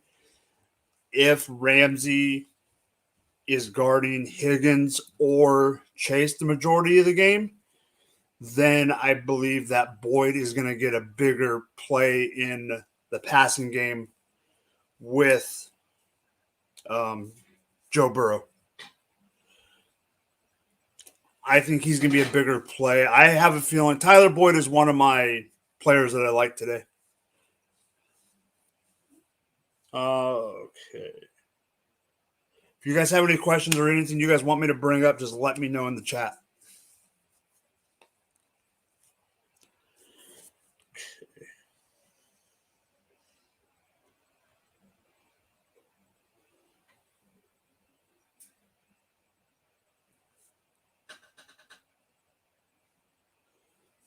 Yeah, I think Mixon at 20. I think someone said earlier that Mixon's over-under on receiving yards is like 25, or I think Eric said it was at 24. He got it at 24 or 25 and a half. To me, that's probably a slam dunk for Mixon for that exact reason, MJ.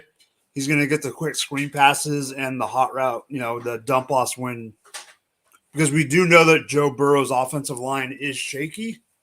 So there are going to be times where Joe Burrow is going to be under duress, and if they want to win the game, he's going to have to make smarter decisions than he has sometimes in the past, and that's when Mixon or something like that.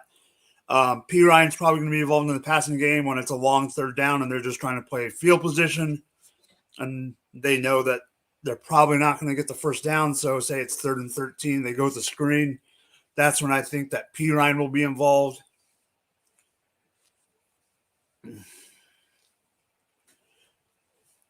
Same thing with the Rams. I think they're going to try to get the running backs involved a little bit in the passing game. I just don't think the rushing games overall today are going to be that significant. Maybe on significant plays, but not significant as in total yardage.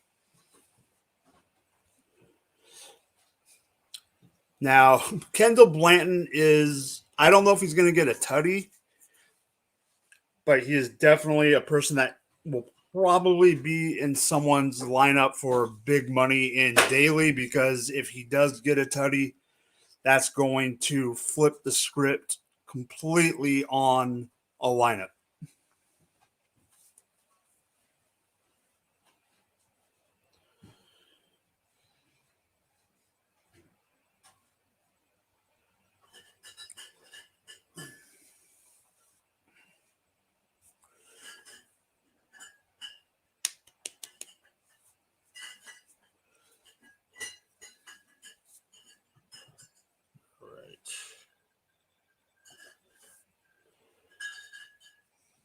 So for the Rams, my X factor, Stafford over or under. I think for them to win the game, it needs to be under. I think it'll be close. I think Stafford will be, if they win, I think Stafford will be around 280 to 295. I don't think it's going to get right over that 3. I think it's going to be close to the 3, but not quite over the 3. I do think he's going to have a pick. I do think he's going to get a little bit of pressure. I honestly would say both are probably going to throw a pick, but I think Stafford's going to be closer to the 3. If they want to win the game, I don't think the Rams need him to go over 300 to win the game the way they are probably going to try to play game plan wise against the Rams.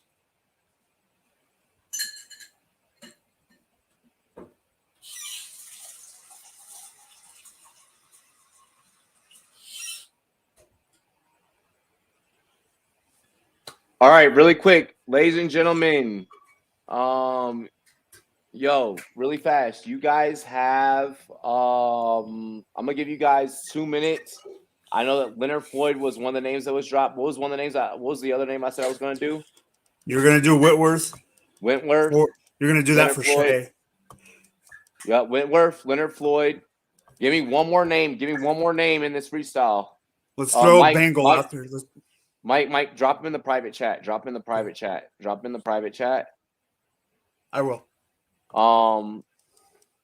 Yeah, give me one more name for this freestyle. And then I'll drop it for Robbie. I want it to be a Bengal, people. Yep, go ahead and type those other 2 in the private chat for me. Do we want 4 names? No. Give me three. So we have Okay, Wentworth. I got We it. have Wentworth. We have Floyd. Floyd. I got it. I'm just gonna put all 3 in. Go. Yep. And then we just need one more. All right. Yep, I need one more. But it's back to you. Give me buy me some time. I'll put it in the private chat when I'm ready to go. All right. Go. And then I'll introduce you. Okay. Yep. No, MJ, we want a current Bengal. Someone in the game today. MJ, I'm giving it to you. Yeah, someone in the game tonight. Someone in the game tonight. Someone a current player tonight. So we have 2 players already in the game tonight. Yeah. We have Wentworth. We got Leonard Floyd. Give me one more player that's in the game tonight. Yeah, go. I got you. All right. So we need one more name. First person that throws it in there. We need a Bengal that's playing in tonight's game for Robbie to put in his freestyle. We got 2 Rams. I want a Bengal. If you guys don't give me one, I'm going to throw one in there. Come on. Where is this?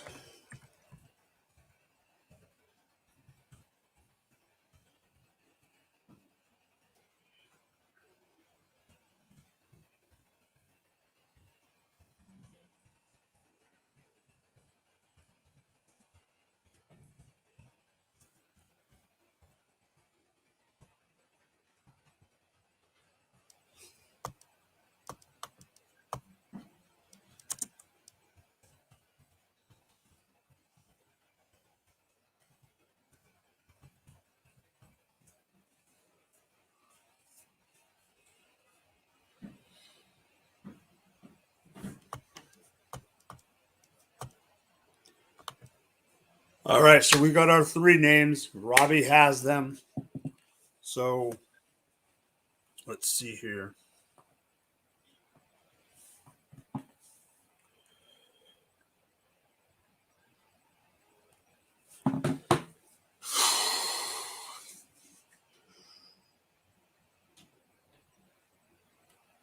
My opinion on something that was brought up earlier, I'm just going to bring it up again. The defensive side of the ball, for the Bengals to win the game, the defensive line of Hendrickson and those boys need to perform. But I also believe that it's going to come down to how many times Eli Apple gets burnt. And then it's going to be Hilton and someone that has been producing as a safety. Robbie's loved him all season. I think you need to make one big play. It doesn't have to be an interception. It could be a pass breakup, a big tackle, whatever. I think Jesse Bates is going to have a couple plays that will separate the Bengals or stop the Rams on a certain key drive if the Bengals want to win the game. On the Rams side, on the defense, it's going to be how many times they can get to Burrow and keep him away from how many times they can pressure him to keep him away from getting the ball to those receivers and those playmakers for the Cincinnati Bengals so they do not become the Bungles in the game, but the Bengals and possibly win a Super Bowl for Cincinnati for the first time ever. You have a local boy, Ohio raised, goes to Ohio State, transfers to LSU, wins a natty. Can he win it for his home state? That is the question. The question is, who will have the better performance on the secondary to stop either a second-year player or a veteran who has come over to the Rams to win his first ever Super Bowl?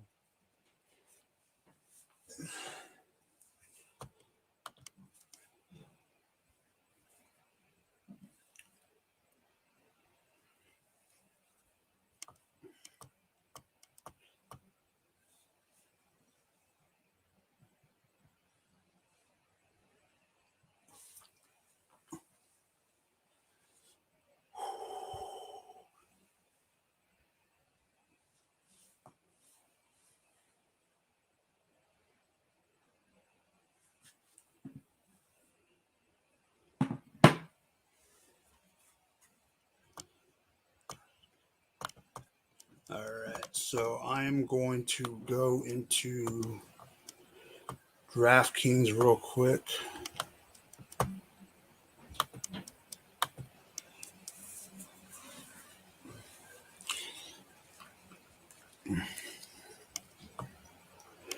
So I'm going to give a couple. I'm just going to go to anytime TD scores real quick while I wait for Robbie. If you want anytime TD scores, you got Jamar Chase at plus 100 that I would be comfortable. Beckham at 120. Of course, Cooper Kupp, but he's at minus 190. That's why I would not. Let me see if I can find the one that where is it? Kendall Blanton's at plus 230. I would consider Sony Michel at 240, even though I know Daryl Henderson's maybe going to get some run. Tyler Boyd's at 275. If you think that could happen, if you think one of the quarterbacks can run, one's at Burrow's at 500. Stafford is at plus 650, but I don't. Get ready.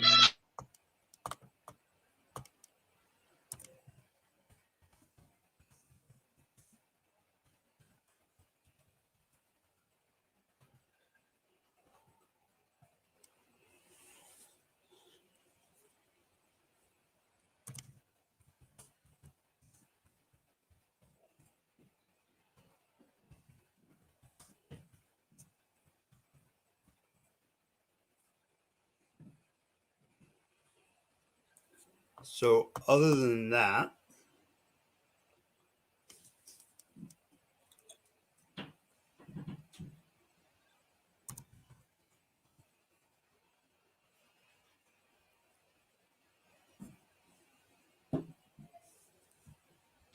Get shots ready. okay. You mean like normal shots? Like bottle shots? I got it. Yeah, get intro.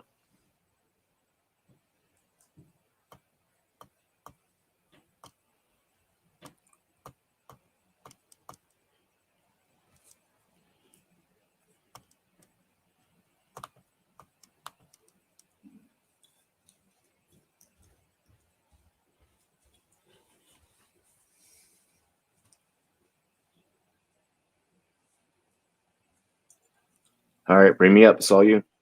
Okay.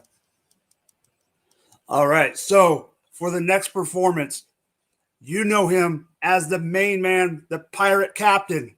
It is the man, the one and only, Rumboyz Robbie.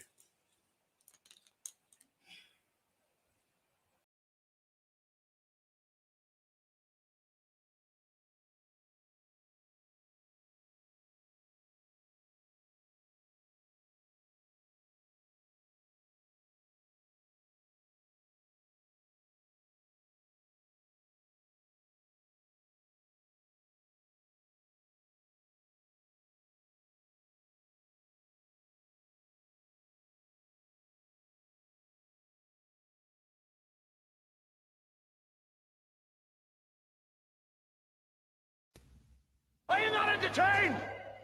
Are you not entertained? Is this not why you are here?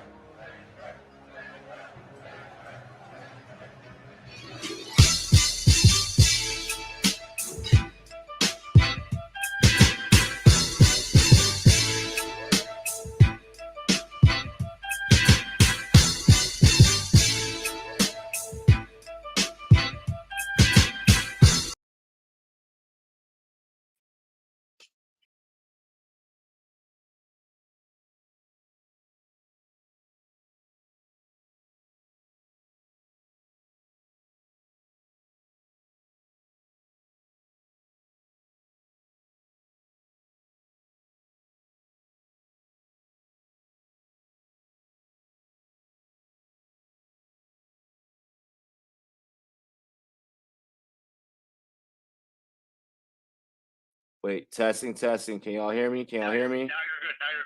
All right, hold up. Let's mic check this one more time. All right.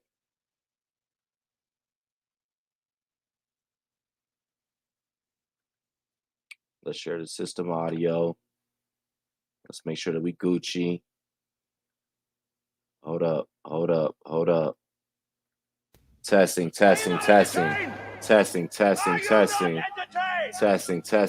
We're good. All right, let's run this back one more fucking time, then. Hold the fuck up. We had a slight mishap. Hey, yo, Mike, bring me the fuck back up, though. All right. Pour another one up. Let's go. Let's go. Hold on. Hold up. Wait, let me unmute you. I got it. I'm on mute. There we go. All right. So for the next performance, you only know him as the Pirate Captain. Give it away for Rumboyz, Robbie.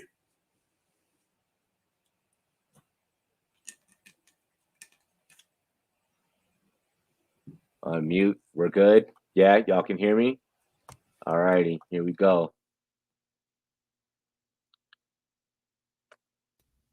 Are you not entertained? Are you not entertained? Lil Rocky Stalk. Is this not why you are here? It's all good. I'm gonna do this shit off the heart.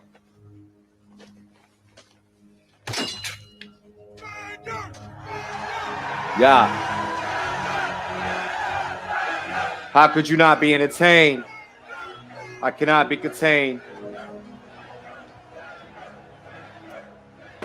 It's a damn shame I gotta bury him in flames. Lay claim to the game. What more can I say? I came in the game to just straight slay. Shot DJ K-Slay on the East Coast. Now I'm about to go march on Lynch Beast mode. Touchdown. Now you see I'm touching down in LA just about right now. So I can take the triple crown, Cooper Cup.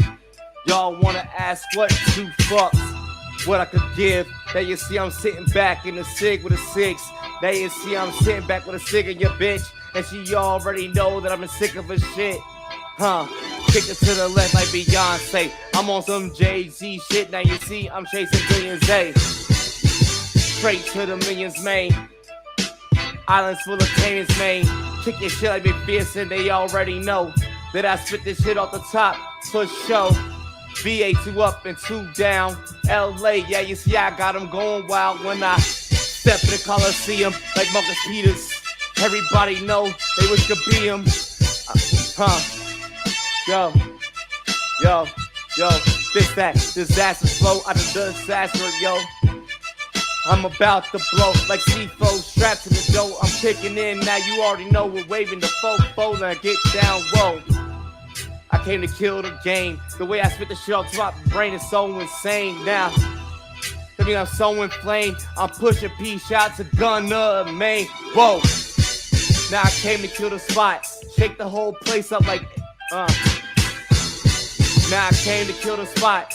Shake the whole place up like San Andreas and whatnot. Shout out to my whatnots who came through in that big ass drop top. 6 volts hitting switches on my LA shit. Inglewood, what's up? Shout out to them bitches. Getting to them riches. Wealth in my soul to these riches. Count these treasure. Digging these ditches. For all these snitches. Y'all be on some 6ix9ine fucking vibes. I be fucking a 6ix9ine all the fucking time. A lot of y'all pocket dimes while y'all been snitching and sitting back and dropping dimes. I've been sitting in the studio writing all these rhymes, writing all these DFS, landing on my mind. Hold up, listen. I might just put Cooper Cup in his captain. Motherfucker, I'm trapped in.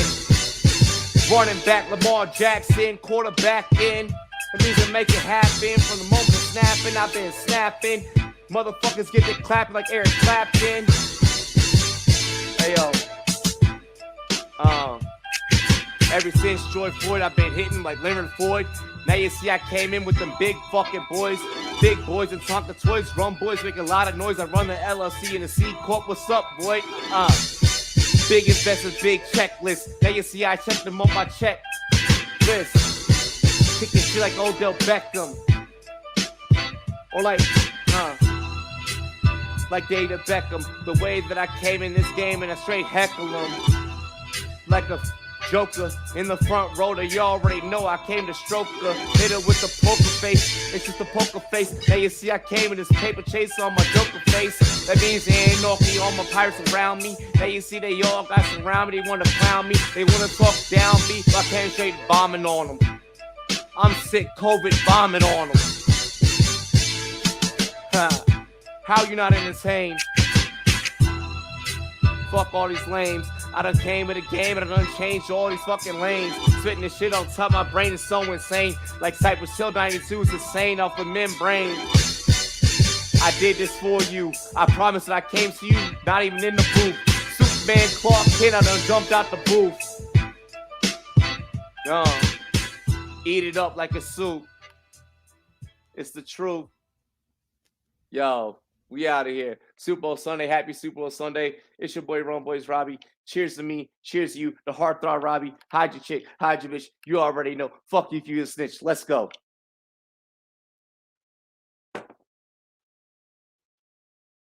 Hold up. Let's bring Mike back up. And bow.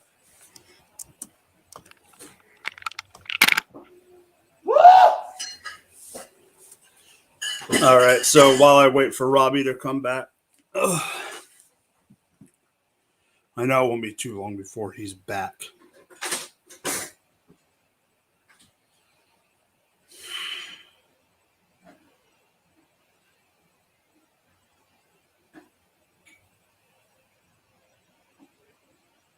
All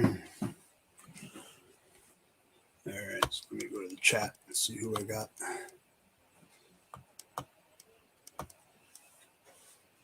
Hey, Bob, I will have Robbie send you the link right now.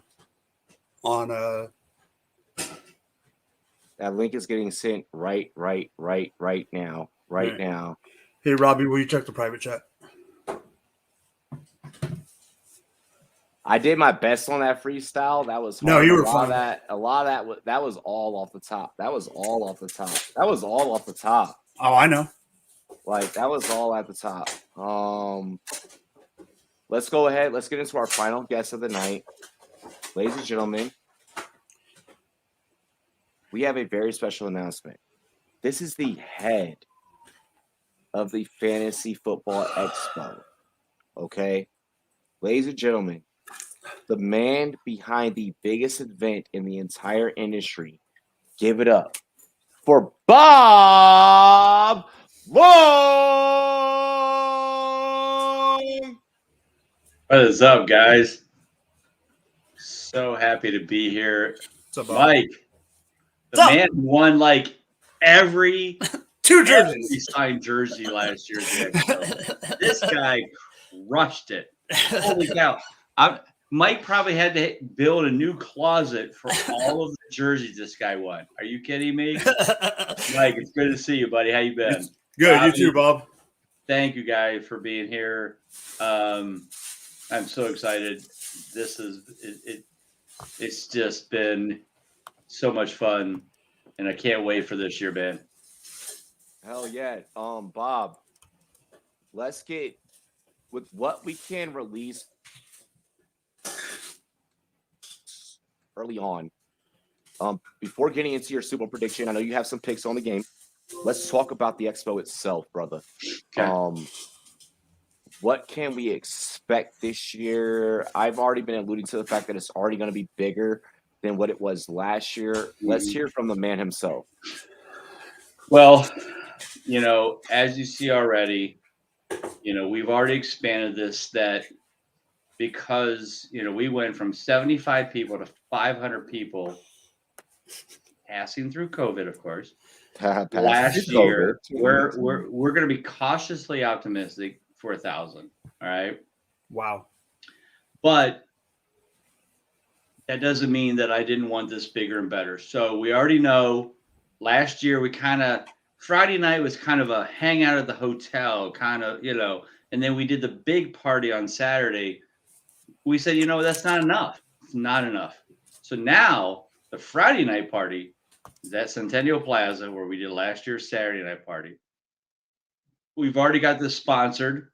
So it's going to be sponsored by Fantasy Points, which is John Hansen's group, Graham Barfield, Joe Dolan. These guys are it. These guys are one of the top sites in the country. So we're so excited that they're going to be part of the Friday night. I love Graham, by the way. Oh, Graham is so cool. Joe, all those guys. I love them all. So Friday night, Centennial Plaza, 4 blocks away from the Doubletree Hotel. You guys know you've been there last year. It's about to get turned. So we're doing that. And here's the thing. Last year, we kind of shared with the public, because we didn't know. I didn't know what to expect. This year, it's our baby. We own the whole place. We have the whole place. We're going to bring in a DJ. We're going to have a blast. We're going to have lots of fun. Here's something we haven't even posted on the site yet, Robbie. Mike, you ready for this? We haven't posted this because we haven't. Mike's a dead man. What's up? Here's the thing. So you guys have heard of the FFPC, the guys that put on the big national competition, high stakes. Yep. Have you heard that they're going to $1 million grand prize for next year's 2022 FFPC? Ready for this?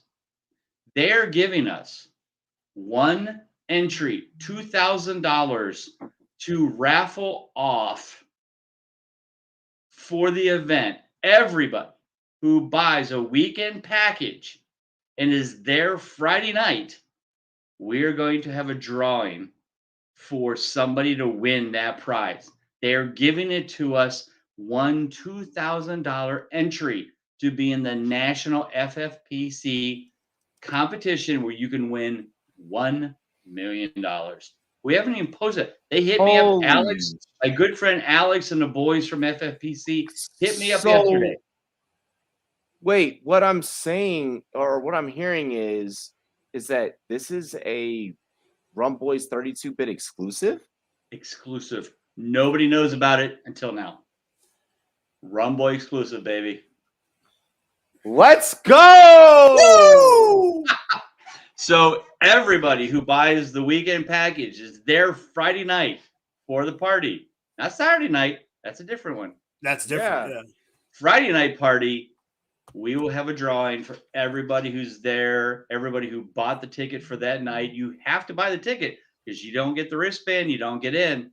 We're being very exclusive this year. Got to be there. Friday night party. You can win a $2,000 entry into the national FFPC and win $1 million. 1 million motherfuckers. How's that work for you guys? Like that is crazy. So not only can you come to the expo, meet some of the biggest, brightest minds in the industry. Who knows what other surprises and things are going to be a part of the event. Yeah. But $1 million, a chance to win $1 million. Plus you get to come to draft night out. As well. I got to shout. I have to make sure I shout out draft. Oh, I was saying, I hope so. You're you're part of the baby. You're part of the group, I'm a host. I'm a host. Yeah, so you're the host with the most. But a lot of panels, a lot of booths, a lot of opportunities for you to learn about the ins and outs of the industry. So I really recommend that everyone head out. Really, realistically, I'm gonna make it easy for everyone. You could just Google the Fantasy Football Expo. You can just Google FF Expo. It's the first thing that pops up. It literally is, okay? So I'm going to make it easy on everyone there. Now, Bob, tonight we have the big dance, the final big dance. Yeah. You're one of the most respected minds in the industry. Thank you. Brother, everything you've done for me. How do you break down this game? And you're our final analyst for tonight, so we got to get you to be there on this one. We got to get you to close it out real strong, brother. I hear you, man. So, look, I love Joe Burrow. He's from Athens, Ohio, born and raised, which is where my two youngest kids went to Ohio University. So, of course, I'm all in. I want Joe to win this, but I'm not feeling it. And here's why. Oh, shit. All right, I'm ready. Rams have been there. Stafford is a more seasoned quarterback. That defensive line. Do you remember last year's Super Bowl? Ring a bell? Yeah. Here comes Patrick Mahomes, the superstar of the future. Guess what happened? Offensive line failed him. He got his ass ran over by that defensive line, and he could not keep up. I see the same thing happening for Joe Burrow. I think the Rams' defensive line overruns that offensive line. He's not going to have enough time to throw the ball deep to Jamar Chase. That means he's going to struggle. And I don't think their defense is good enough to hold the Rams down. And I think this is a blowout. I'm not sure how much, but if you're going to take the over of -4 or whatever, +4, whatever it is, I think the Rams blow them out. I think they get on top quickly. And that's going to be a problem because Jalen Ramsey and that defensive line is going to not shut them down. I mean, I can see like a 42-21, 38-21, whatever you want to call it. But I think the Rams it's not going to be close. I mean, he did a great job. I love Joe Burrow, and I think he is the future. But in maybe 2 years from now, they're in this again, and they win it. But I just can't see them holding Aaron Donald and that defensive line back. And I just think he's going to be in trouble, and that's going to cause a problem.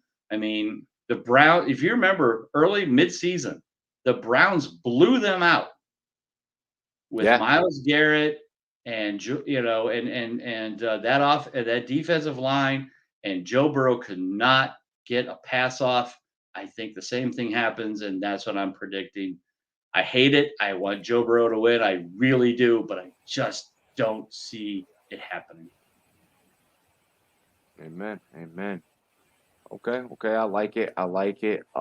Mike, this is the final take of the show. Let it go. Hurry. We only got a couple of minutes, so we got it done now. It's going the over. I think the Rams are going to come out hot. The Rams are going to score the first touchdown. I've been going back and forth for 3 or 4 days. Bob is wrong.